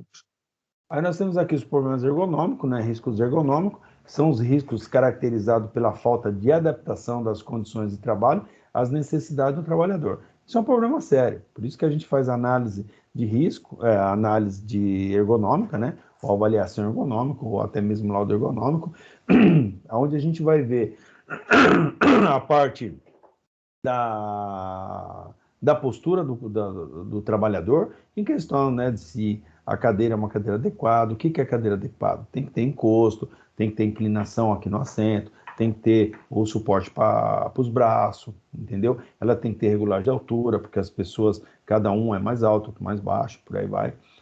A mesa, ela tem que ser também, tem uma altura correta, O monitor ele tem que ter uma altura também correta, tem que ter regulagem de altura. Então, tem uma série de detalhes que a gente vai avaliar o quê? Nesta análise ergonômica, tá? Então, a ergonomia é importante, não somente para quem trabalha em escritório. A gente tem que fazer essa avaliação também para quem trabalha em produção, para quem trabalha em carregamento, principalmente carregamento, né? As pessoas não sabem pegar um peso, né? Então, às vezes a pessoa pega de uma forma errada, ela tem que agachar para pegar o peso e subir, fazer a força, né, a alavanca com as pernas, não com a coluna. E as pessoas, às vezes, a pessoa se entorta para pegar algum material, alguma coisa, e acaba trazendo transtorno para a coluna, tá? Aí tem os riscos mecânicos. Outra coisa que eu não tinha dito, pode acontecer que vocês, em alguns livros que vocês vão ler, vocês vão ver como riscos mecânicos, tá? Atualmente chama-se riscos de acidentes, mas ainda muitos livros, muitas apresentações estão como riscos mecânicos, tá? Então, riscos mecânicos e riscos de acidente é a mesma coisa. Porque o que acontece? Antigamente chamava mecânicos, que eram acidentes relacionados a máquinas. Então, todos aqueles acidentes relacionados à máquina chamavam de mecânico. Só que aí começou a entrar-se uma queda. Onde vou enfiar a queda? O cara tropeçou e caiu. É risco físico, químico, biológico, ergonômico? Não, é mecânico. Aí começou a jogar em mecânico, né?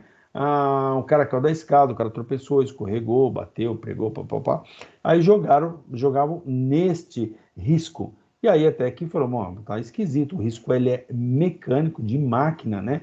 E aí o camarada escorrega lá no banheiro, então, peraí, a gente tem que mudar o nome. Aí acabaram mudando para risco de acidentes. Aí tem um contexto geral, tá? Mas pode ser que você encontre diversos materiais que estejam como risco mecânico, que são riscos que podem comprometer a segurança dos trabalhadores no seu ambiente de trabalho, como má organização de máquinas, equipamentos e ferramentas mal conservadas e sem manutenção, e também as instalações elétricas, né, em mau estado também, tá, que pode provocar curto, circuito, né, choque elétrico e tal. Então, são considerados riscos mecânicos. Aí nós temos aqui as causas dos acidentes. Como que ocorrem esses acidentes?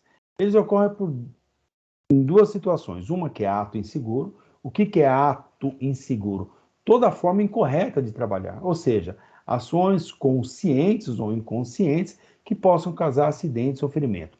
Ato inseguro é a atitude do funcionário estar insegura. A atitude do cara, ou por negligência ou imperícia, o erro foi dele, tá? Ato inseguro.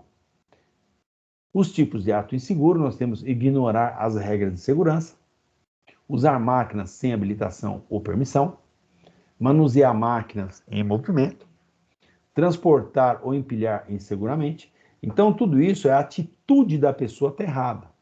Uso de roupas inadequadas, tentar ganhar tempo, imprimir excesso de velocidade, né? Um camarada quer que a máquina trabalhe muito mais rápida, né? Para ele informar lá que está melhorando a produção, improvisar ou fazer uso de ferramentas inadequadas, manipulação inadequada de produtos químicos, consumir drogas, bebidas alcoólicas durante o expediente, tá? Isso também é um ato seguro. A gente, hoje com pouca frequência, tá? Mas principalmente na construção civil e pé de fábrica também, né? A fábrica também tem esse problema aqui, tá? De drogas, bebidas alcoólicas durante o expediente, tá? É até interessante, eu lá na fábrica, né, um polo industrial, e do lado tem um telemarketing. Ou a galerinha lá fuma uma maconha, que aí direto eu vejo lá o pessoalzinho sai lá, né, não sei se tem um intervalo, não sei o que é, vai lá fumar o cigarro do capeta. Vai lá e dá uma fumada lá e depois volta a trabalhar.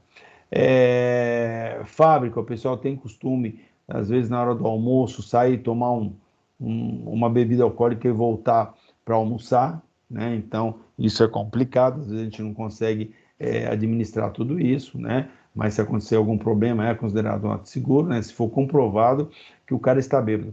Professor, como eu posso comprovar se o cara está bêbado? Somente por exame de sangue, Se você olhar e você dar uma cheirada nele, não resolve. Ah, mas senhor, se eu comprar um bafômetro, né? E o cara não quiser usar o bafômetro, e até mesmo se usar o bafômetro, como é que faz?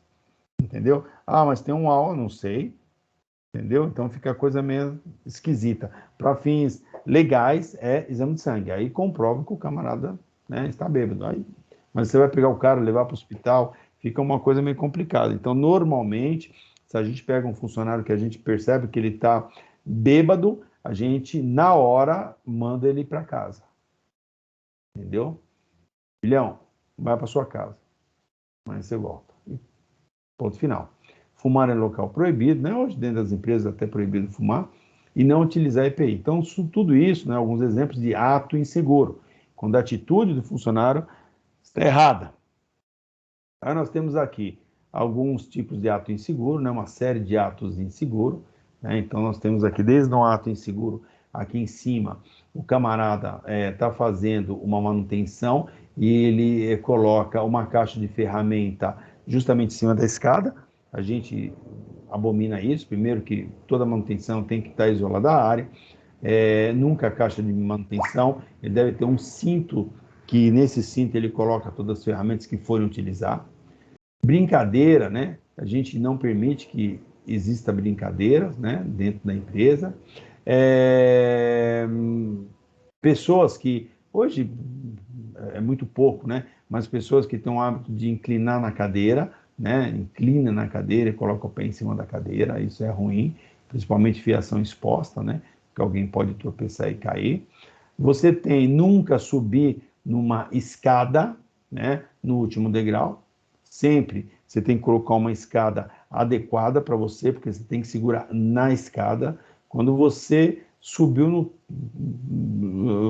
na escada e você não está segurando na escada, você já está num perigo grave e eminente, tá? Então a gente proíbe isso aqui, uma questão como essa aqui é proibido. A gente proíbe também circulação de pessoas de produção dentro do escritório, né? Isso a gente proíbe. Então tem que ter rotas, né, para funcionários transitar com produtos, não dentro da produção. O cara sai da produção e entra dentro do escritório. Fumar dentro da empresa, né? Isso já está certo, né? Todo mundo já sabe. Questão de manutenção e equipamento, que nós vimos aí, que o funcionário ele é capaz de identificar que está faltando alguma coisa e levar para a manutenção arrumar. Falta de equipamento de segurança do trabalho, que nem o funcionário aqui ele está descalço, não isolou a área, falta de atenção, enfim, são atos inseguros que a gente tem que cobrar. Às vezes a gente entra na empresa, né, dentro da produção e observa algumas situações como essa. Então a gente já dá um toque para a galera: ô galera, tá errado isso aqui. Meu, como que você vai lavar isso aqui sem equipamento? Como que você vai fazer isso? Às vezes a gente detecta uma fiação totalmente irregular, a gente manda corrigir e por aí vai. Tá? Então esses são alguns exemplos de ato inseguro. Aí nós temos as condições inseguras. São falhas no local de trabalho que podem levar a um acidente, né? Então, as condições são quando a empresa não dá condição para o funcionário. Tá? Então, quando a empresa, ela falha em alguma coisa. Então, são falhas no local de trabalho. Então, nós temos aí algum exemplo.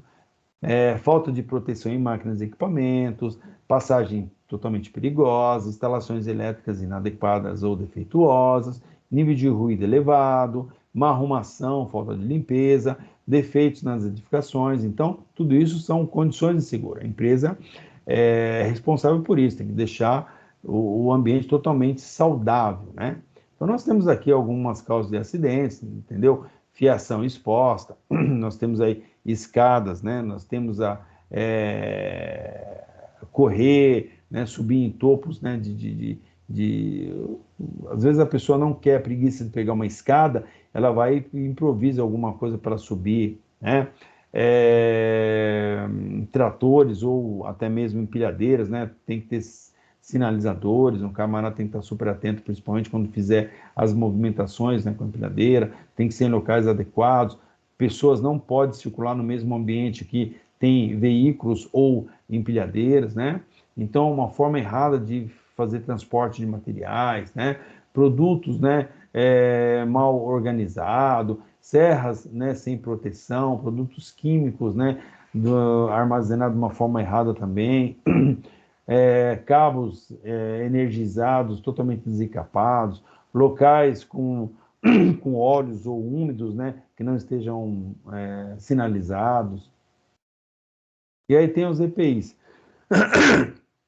Os equipamentos de proteção individual, que são quaisquer meios ou dispositivos destinados a ser utilizados por uma pessoa contra possíveis riscos ameaçadores, né, da sua saúde ou segurança durante o exercício de uma determinada atividade. Então, nós da Segurança do Trabalho, que vamos definir, né, determinar qual que é o equipamento de segurança adequado para aquelas atividades.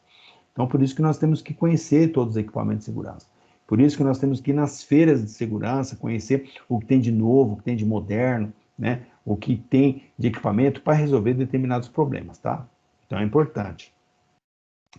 Então, os equipamentos de proteção individual estão inseridos lá na NR6. São equipamentos de uso pessoal, cuja finalidade é proteger, atenuar ou evitar lesões do trabalhador. Gente, o EPI, ele não evita o acidente. O acidente é a ação. O EPI, ele evita a lesão. Não entendi, professor. Vamos supor, o cara aqui está com um capacete, tá? Está com um capacete amarradinho, tudo direitinho. Então, é um EPI. O acidente é cair alguma coisa na cabeça dele. Então, tem um bloco lá em cima, né? Um bloco cai, né? De uma altura X e cai na cabeça dele. Então, é um acidente. Continua sendo um acidente que cai alguma coisa na cabeça dele. Só que é um acidente sem lesão, tá? Então, isso tem que estar claro. É um acidente sem lesão. Teve o acidente, mas não teve lesão. Então, o camarada tem uma luva, né? Uma luva lá, caiu produto químico na mão dele. Tá? Então, é um acidente do vazamento do produto químico, mas não vai agredir a mão dele porque ele está com a luva, está com EPI, tá? Então, nós temos alguns equipamentos de proteção, né? Que são proteção para a cabeça, são proteções para os olhos e também para a face, são proteções auditivas, nós temos proteções respiratórias, nós temos proteções para os membros superiores, nós temos proteção para os troncos, nós temos proteções contra quedas de diferentes níveis, nós temos proteções para membros inferiores, né? Membros inferiores, perna, pé, e membros superiores, braços e mão, tá bom? Nós temos também os EPCs. O que é? Equipamento de proteção coletiva. Tem o individual, né? Quando a pessoa utiliza, né? Individualmente, tem aqueles outros que são coletivos. Quais são os equipamentos de proteção coletiva? Nós temos aí aqueles que são utilizados para proteção e segurança enquanto um grupo de pessoas realizam determinadas tarefas ou atividades. Então, nós temos como equipamento de proteção coletiva, né, os cones, as sinalizações, né, as placas de sinalização, nós temos aqui um extintor de incêndio, tá bom? São equipamentos de proteção coletiva, tá?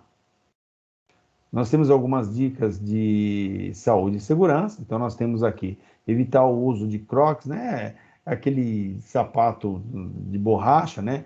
Sandálias, chinelos, tênis e pano, né? A gente não permite a utilização desses calçados nas empresas, somente sapato de segurança. Não utilizar fone de ouvido, também a gente proíbe, né? O fone de ouvido. Não fumar no local apropriado, não abrir armários e gavetas sem autorização, aí é uma coisa mais até de espionagem e tal. Não realizar qualquer atividade sem a utilização dos EPIs, sempre sinalizar os corredores, deixando um lado livre para o trânsito pessoal. Então, sempre que vai fazer uma movimentação de carga, a gente utiliza um lado e deixa o outro lado livre para as pessoas passarem, ou quando tem faixa de pedestre mesmo.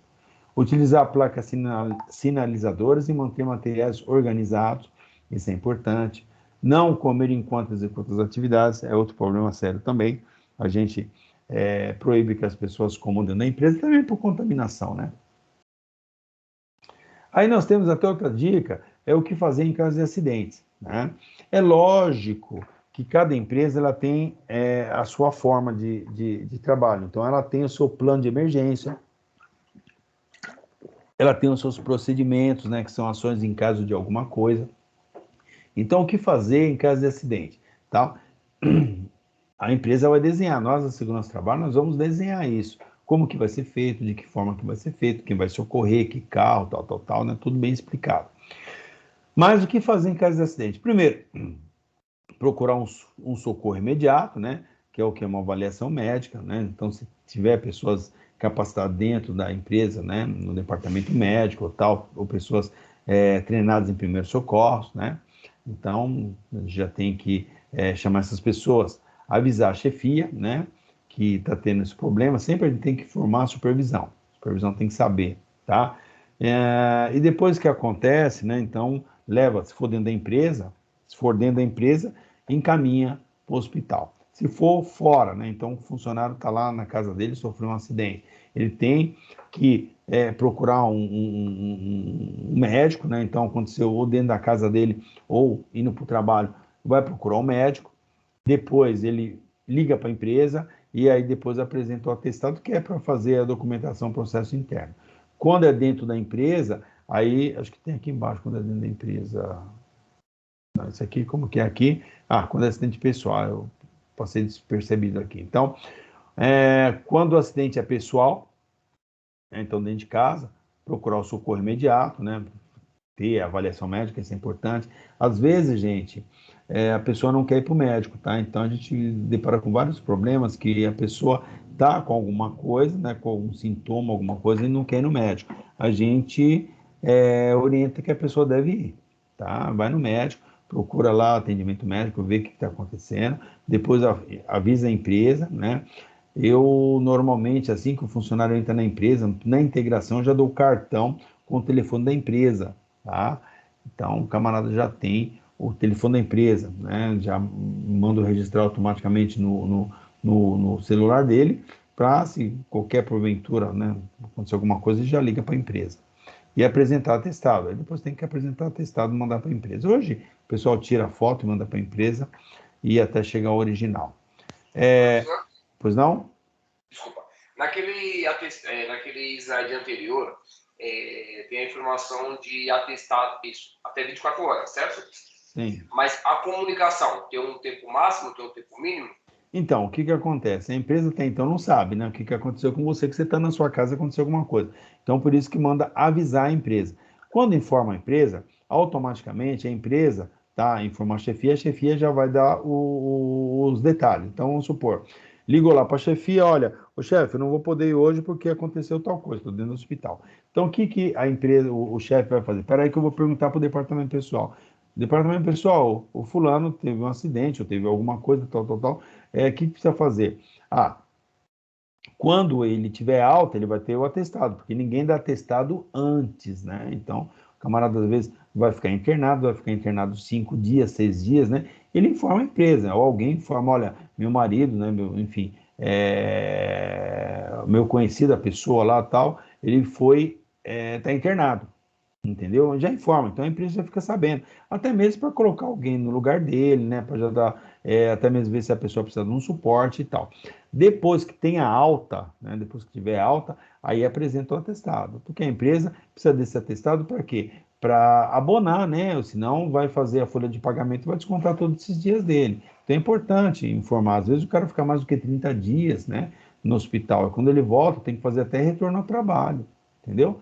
Então, a gente orienta dentro da empresa, cada empresa tem um procedimento, mas normalmente a gente orienta o funcionário que deve informar imediatamente a empresa. Então, o camarada foi para o hospital, a família dele já informa a empresa, olha, meu marido, sei lá, meu pessoa, funcionário está internado, tá? E aí a empresa já fica sabendo, opa, beleza. Aí se ela quiser mais alguma informação, já cria um link com a pessoa que ligou, para providenciar aí depois os documentos e tal, para ela ter certeza, senão vai descontar o salário do cara, não vai, como é que faz? Né? O departamento pessoal precisa saber direitinho disso. Aí quando é acidentes com colegas ou terceiros, né, primeiro, se for dentro da empresa ou na rua, né, avaliar a cena, né, chamar o socorro imediato, né, se for na rua, SAMU, né, tem aí uma série dependendo do local, né, de onde você está, tem o corpo de bombeiro, tem um monte de formas de você chamar um socorro, né? Então, mas o SAMU é um dos mais fáceis aí. Aí chama o SAMU vai socorrer a pessoa. Se você não entende de primeiro socorro, já chama, né, o reforço e acabou. Né? Mantém a ordem, né? Mantém a tranquilidade, né, da pessoa, se você conseguir. Depois vocês vão ter aula de primeiro socorro, isso vai ficar até muito mais fácil de entendimento. E não oferecer água, alimentos, isso aí para alguns casos, tá? Que depois vocês vão entender também por quê. Então, é assim, na dúvida, gente, não faça. A sua segurança em primeiro lugar. Então, a gente tem o costume de falar, né, um slogan aí da segurança do trabalho, que ele é assim, gente, na dúvida, não faça, me chama ou chama o supervisor. Tá? Não faça. Aí eu acho que isso é perigoso, eu estou na dúvida que eu faço. Não faça. Liga pra gente, a gente vem dar um suporte. Beleza, galera? Isso é o que eu tinha para mostrar para vocês hoje, né? Essa informação aqui. Aí quero saber se vocês têm alguma pergunta, alguma dúvida sobre o tema de hoje, né? Nós estamos ainda falando das atividades do SESMIT, né? Então, hoje pegamos um pouquinho mais aí para conhecer em questão de acidentes, né? Abrir uma discussão até mesmo sobre acidentes de trabalho, de trajeto, né? Doença profissional e tal. Beleza? Alguém tem algum comentário para fazer? Ô, professor. Sim. Então, quando eu falava no curso com alguns técnicos de segurança, como eu era só bombeiro civil, não entendia muito do que eles falavam, mas como você é técnico de segurança, pode me explicar direito. Eles se queixavam das problemáticas que tem em classificar equipamento de proteção individual e equipamento de proteção coletiva. E eles davam, por exemplo, os cintos de segurança, que embora seja EPI, ele é utilizado por mais de uma pessoa em diferentes horários. Ou, por exemplo, os trava-quedas, que eram utilizados, que é um equipamento de proteção individual, mas é utilizado por muitas pessoas à medida que vai passando o tempo. Então, aí é um grande problema. Quando você fala individual, tá? Naquele momento, é uma pessoa só. Então, o cinto paraquedista, o cinto de segurança, ele é individual, porque ele está protegendo uma pessoa. Agora, ele está lá no almoxarifado, qualquer pessoa vai pegar ele. Então, os caras já é coletivo. Não, não é coletivo, ele continua sendo individual, porque ele é um cinto para uma pessoa. Então, quando o equipamento é para uma pessoa, a única pessoa vai utilizar esse equipamento, aí ele é individual. Quando é para mais do que uma pessoa, aí se torna coletivo. Um exemplo, o cinto, tá? Com 2 talabarte, ele é individual, certo? O cabo guia, ou o estirante que se coloca nas extremidades para as pessoas circularem com os seus cintos, ele é coletivo. Por quê? O cinto que você está usando é individual, é seu. Tá? É proteção tua. Porém, o cabo de aço, que ele está sendo como estirante, tá? Bem seguro, e mais do que uma pessoa, 2 ou 3 pessoas estão utilizando, ele é coletivo. Entendeu? Então, e tem um outro problema nisso aí também, o Tuco. Tem o terceiro que o pessoal também se confunde demais, que são equipamentos de emergência. Tá? Então, nós temos equipamento de proteção individual, que é o cinto, tá? O cinto de segurança, o equipamento, tal, capacete, óculos, tal, individual. O coletivo, então, os cabos guias, esses que eu mostrei para vocês, né? Que serve mais de uma pessoa, entendeu? Que nós temos aí até mesmo os cones e por aí vai, fitas zebradas e tal. E os de emergência? De emergência, nós temos o quê? O lava-óleo, chuveiro automático, entendeu? Que são de emergência, que o pessoal fala assim, é individual, ou é coletivo, né? Eles até chamam os lava-olho e também o chuveiro automático, que são equipamentos de emergência, tá? Então, são equipamentos de emergência como equipamento coletivo. Ele não deixa de ser coletivo porque pode ser para qualquer pessoa, mas a definição dele é como emergência, tá? A pessoa só vai usar aquele negócio numa emergência. tá? Não está para proteger ele, entendeu? Aquele equipamento não está para proteger. Protege individual, protege coletivo. Aquilo é emergência. Teve uma emergência, lavar o olho e lavar o corpo. Entendeu, Tuco? Sim, professor. Só mais um exemplo. Vamos fazer de conta que eu, como técnico em segurança, eu tenho que... O pessoal vai trocar de turno e tenho que pegar 40 cintos de paraquedista. Cabe o técnico em segurança monitorear todos os cintos um por um para verificar que estejam retornando em boa qualidade para, sei lá, um turno noturno, para uma nova entrega? Sempre tem que ser feito. Então, o que acontece? Quando o técnico de segurança, ele que fornece o equipamento, então ele tem que fazer um teste antes, para ver se está em toda em condição. Quando não fornece o almoxarifado, também tem que fazer o teste. Quando é outra pessoa, tem que fazer o teste, tem que observar para ver se está tudo perfeito. Tem que observar se o cara colocou certo o equipamento, porque tem um monte de gente que coloca errado. O que é colocar errado um cinto? Colocar errado um cinto, colocar ele frouxo.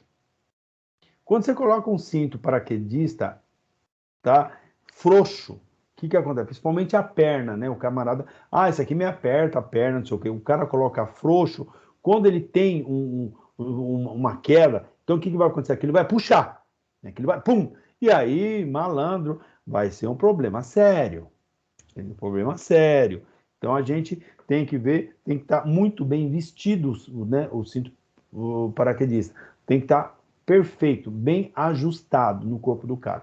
Por isso que a gente faz? Eu, particularmente, eu dou ele todo aberto. Quando o cara me vem, ele tem que me entregar aberto.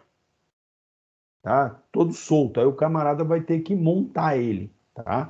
Isso é importante porque nessa montagem também você vê se está certo ou errado, se tem algum problema. E o professor, em caso de que o trabalhador esteja retornando o cinto danificado, aí cabe...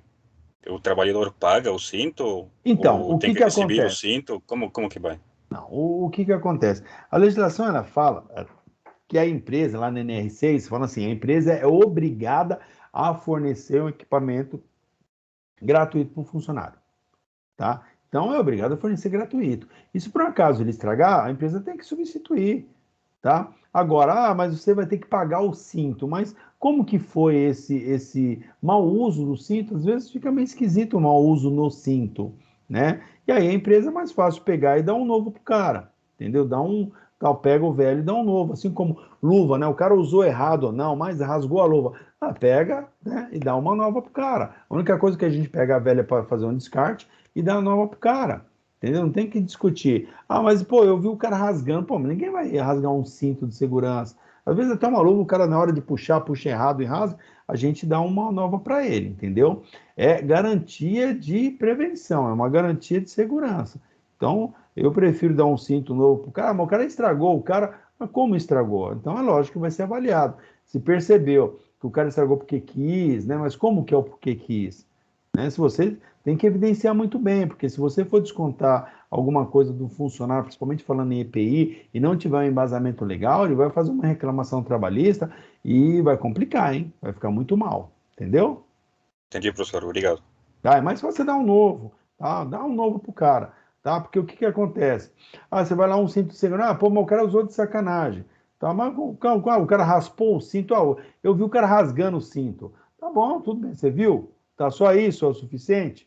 Tá? Então, o que acontece? Quando for mandar a gente embora, manda esse cara embora. Tá? Agora não vai mandar o cara embora por essa questão, vai fazer o cara pagar o cinto. Entendeu? Então é lógico que a empresa tem que avaliar se o camarada ele tem comportamentos estranhos que não foi detectado na admissão e você tá percebendo que o cara tem comportamentos estranhos, não é bom segurar esse cara aí não. Já orienta para despachar o cara, porque ele vai trazer transtorno, entendeu? Isso é importante. Tá bom, galera? Mais alguma pergunta, alguma dúvida? Professor? Sim?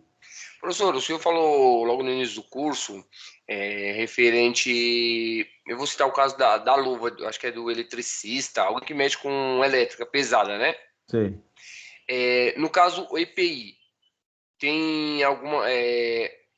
quem é responsável por validar, por dar um ok no EPI que tá ok? Tipo, eu sou leigo nesse caso, mas eu vou falar de uma forma genérica. Uma luva. forneço ao colaborador que vai trabalhar, mas eu tenho que validar se essa luva tá boa ou não, se tá funcional. Então, primeiro a gente faz a avaliação. Como que funciona tudo isso aí? Falando em eletricidade, tá? Como você citou o caso. A luva de eletricista de alta tensão, ela tem que ser feito um teste, tá? Para ver se ela não tem nenhum furo, tal, a cada 6 meses. Isso é legislação. Então, a cada 6 meses, você pega a luva dele, você manda para um local, aí os caras vão fazer um teste para saber se não está passando nada de energia para dentro da luva. Beleza? Ah, tá bom. E aí eles dão um selinho, tal, tá garantido por 6 meses. Ótimo. Então já tem essa garantia. Eu dou para o funcionário. Só que eu faço o quê? Para garantir, para ele não furar essa luva de borracha, eu dou uma luva, né? Uma luva de raspa, alguma coisa para ele cobrir essa luva. E ele vai trabalhar. Entendeu? Orienta ele. Geralmente tal. é de baqueta, né, professor? Não entendi. Geralmente eles dão uma luva de baqueta para passar por cima da luva. Sim, é de baqueta, né? O couro, baqueta, né? Aí você coloca, porque o que acontece? Ele protege a luva de borracha. Beleza. Então o camarada vai trabalhar.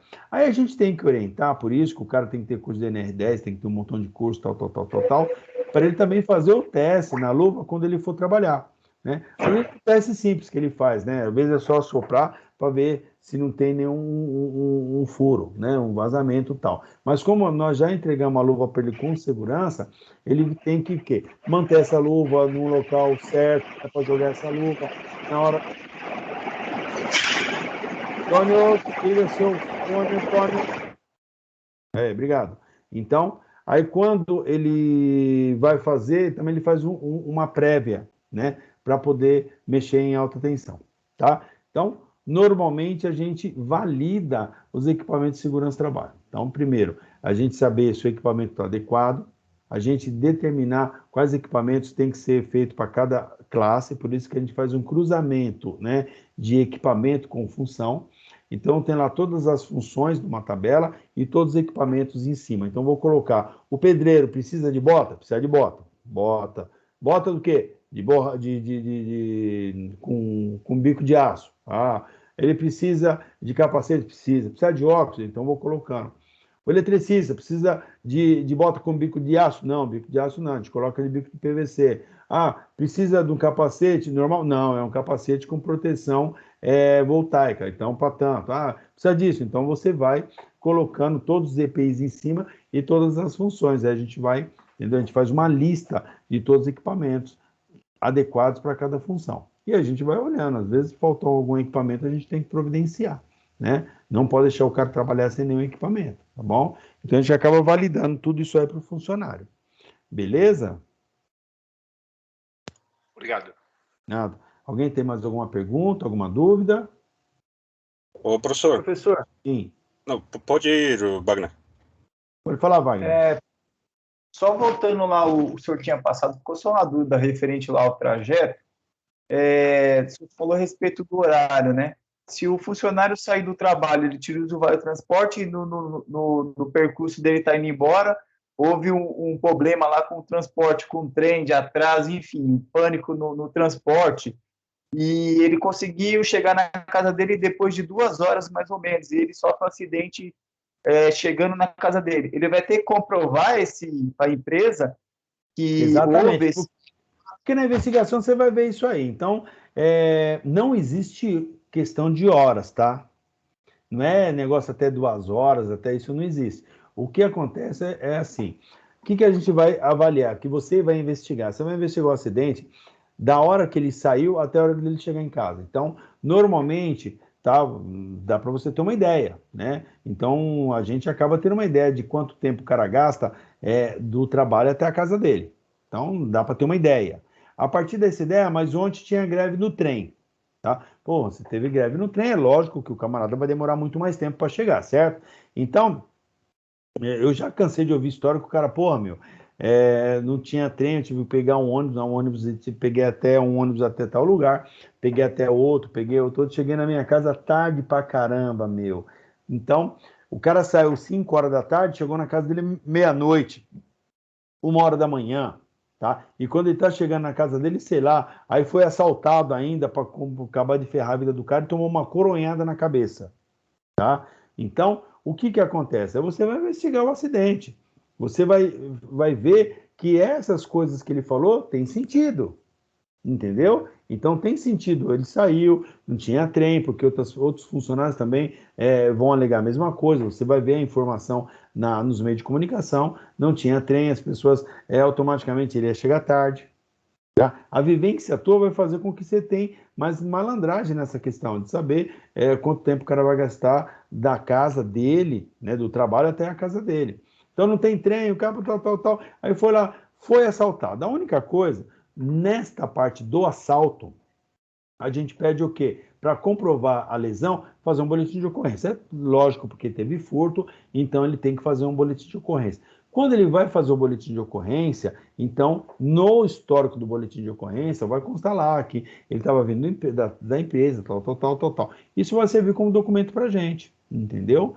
Vou fazer documento, mas não teve afastamento, tal. Se tiver afastamento, entrar como acidente de trajeto, a gente também coloca o boletim de ocorrência no processo e manda para o INSS, entendeu? Para justificar o quê? Que realmente não foi malandragem do cara, tá? Mas só que tem muita gente que tem malandragem, entendeu? Então, você tem que entender profundamente isso. A única coisa que não existe é 2 horas, né? Antigamente o pessoal falava, se passar de 2 horas não é acidente de trajeto. Entendeu? Se não tem trem, e aí, como é que faz? Né? Você vai gastar muito mais tempo para ir para sua casa. Não tem greve de ônibus, como é que faz? Você está vindo a pé. Você vai gastar muito mais tempo. Ou você está indo de carro, o trânsito está carregado. Ou estou indo de moto.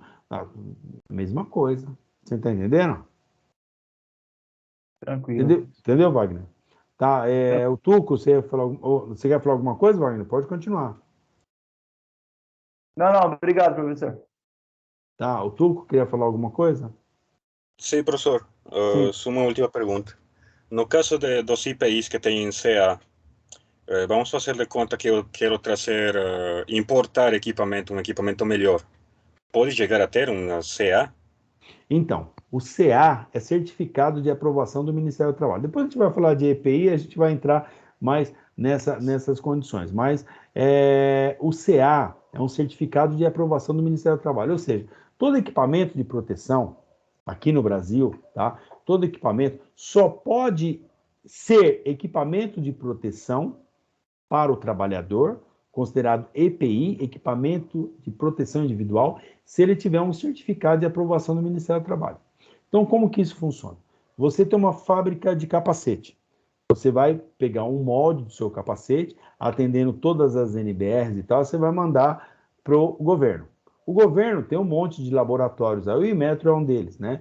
Aí o Inmetro ou ele vai acreditar nisso, ou ele vai mandar para outros, né? Aí ele vai fazer todos os testes que a norma pede. Então, ele vai fazer uma série de testes e tal. E se o seu capacete passar por todos esses testes, se o seu capacete atender toda a legislação, ele vai fazer o quê? Ele vai te dar um certificado de aprovação. Este equipamento está aprovado por esse Ministério, né, de Segurança e tal, por esse laboratório. Ele atende todas as normas, então pode ser comercializado. E aí você vai te dar um documento chamado CA, e com esse documento você pode introduzir esse equipamento como proteção individual ou coletiva, sei lá, tá? Tá lá, pronto. Quando você importa um equipamento, alguém tem que acreditar aqui, entendeu? Porque, é um equipamento bom, né? Traz, aí alguma empresa aqui, né, alguma empresa brasileira, ela vai passar para mandar um laboratório brasileiro para fazer a acreditação. Hoje está cheio disso, tá? Hoje, se for ver todas as luvas, a maioria das luvas vem da China. Entendeu? Ela vem da China, chega aqui o cara, não somente, né, um monte de equipamento que vem da China. Vem aqui, uma empresa pega isso, manda para o Ministério do Trabalho, né? Aí pelos laboratórios que ela tem, o Inmetro vai, né? Passou no teste, pode comercializar.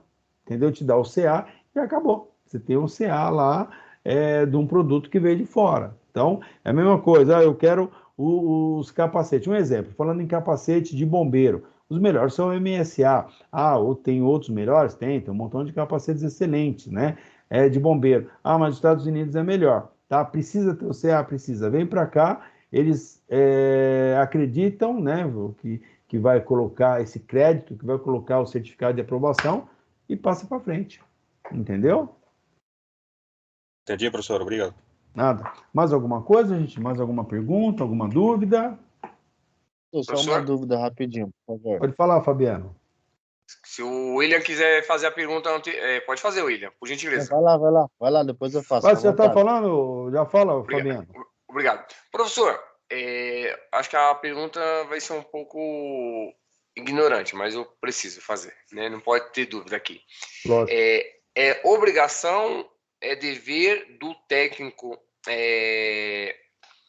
investigar acidente de trabalho, ou o SESMIT orienta qual profissional que vai fazer isso? Não. Tem algum curso? Tem alguma coisa diferente para dar ferramenta? Vocês vão ser capacitados aqui. Então, o SESMIT é serviço. O SESMIT é um serviço especializado de engenharia de segurança e medicina do trabalho. Dentro desse SESMIT, nós temos o técnico, o engenheiro, o médico, o enfermeiro e o auxiliar de enfermagem. Esse é um serviço, tá? Quem investiga acidente é a parte da segurança, que é o técnico e o engenheiro, tá? Esses dois aí. Então, na verdade, quem investiga mais é o técnico. Então, o técnico, ele tem que ter as ferramentas para investigação, tá? Quais são as ferramentas? Existem várias ferramentas para investigação, tá? Mas, a princípio, você tem que ter um checklist para você investigar um acidente. Então, você quer investigar um acidente, Então, o que você tem que investigar no acidente? Em primeiro lugar, você tem que investigar as causas do acidente. O que são causas do acidente? Quais foram os fatores que levaram àquele acontecimento? Existem algumas ferramentas, tá? Eu vou falar uma aqui, vocês vão aprender depois, tá, gente? A gente não pode colocar, porque a conversa começa a ficar gostosa e tal, e aí, já quero aprender tudo. Calma, a gente não vai acabar falando tudo ao mesmo tempo, que é muita coisa. Então, as ferramentas, vamos supor, existe uma ferramenta, tá, que chama 5 porquês, tá? Uma delas, existem outras, eu estou falando 5 porquê. O que são esses 5 porquê? Você vai esgotar as possibilidades porque aconteceu aquele negócio. Então, vamos supor, por que o cara sofreu um acidente? Qual é o tipo de acidente? O cara prensou a mão. Por que o cara prensou a mão? Por que ele prensou a mão? Aí vem o primeiro porquê. Aí você vai responder isso, por que ele prensou a mão? Aí você vai responder lá, porque a máquina estava desregulada. Opa, a máquina? Por que a máquina estava desregulada? Porque a manutenção não viu ou alguém não informou. Por que alguém não viu ou alguém não informou? Porque não sei o quê, porque não sei o quê, porque não sei o quê, entendeu? Então, você esgota as possibilidades de resolver o problema. Então, isso é uma ferramenta. Existem outras, né? Diagrama de Chikawa, nós temos um monte de ferramentas para você descobrir quais foram os fatores que contribuíram para aquele acidente. Nós não procuramos culpados, presta atenção. Nós não procuramos culpados, nós procuramos os fatores que levaram ao acidente. Isso tem que estar claro na sua cabeça, na cabeça de todos. Nós procuramos quais foram os fatores que levaram para esse acidente. Então, o cara prensou a mão, por que o cara prensou a mão? Tá? Prensou a mão, ele prensou a mão, por que a máquina deu problema? Porque a máquina deu problema, eu estou indo pela linhagem da máquina. Por que o cara prensou a mão? Porque ele colocou a mão inadvertido. Por que ele colocou a mão inadvertido? Porque ele estava com pressa. Por que ele estava com pressa? Porque ele queria fazer o serviço rápido. Por que ele queria fazer o serviço rápido? Porque alguém cobrou. Aí, continua. Por que alguém cobrou? Entendeu? Então, você consegue descobrir os fatores que levaram àquele acidente. Entendeu? Então, existe uma série de ferramentas. Vocês vão aprender todas essas ferramentas aí para investigação de acidente. Então, tem um monte delas. E aí você vai ver a que melhor que você gosta, a melhor que você se adapta. Beleza, Fabiano? Perfeito. Essa resposta aí foi bem objetiva. Obrigado. Falou. E o William, né, queria fazer uma pergunta? Já foi dormir, já. Ou já foi dormir? Não. Tô aqui. Professor, Vamos lá. você comentou aí sobre questão de roubo e tal. Nessa questão, a empresa tem alguma obrigação com o bem material de funcionário ou não tem nada a ver? Não tem nada a ver, tá? Beleza. Às vezes até dentro da empresa. Porque o que acontece? Vamos supor, dentro da empresa não pode usar celular, tá? E a gente dá um armário para o funcionário. Então, eu te dou um armário dentro da empresa e a responsabilidade é tua, tá bom? Mas só que, vamos supor, dentro do seu armário, da empresa, alguém enfiou a mão lá e levou o seu celular. E aí? Aí vem um montão de perguntas, né? Será que você levou o celular? Será que você deixou o celular lá?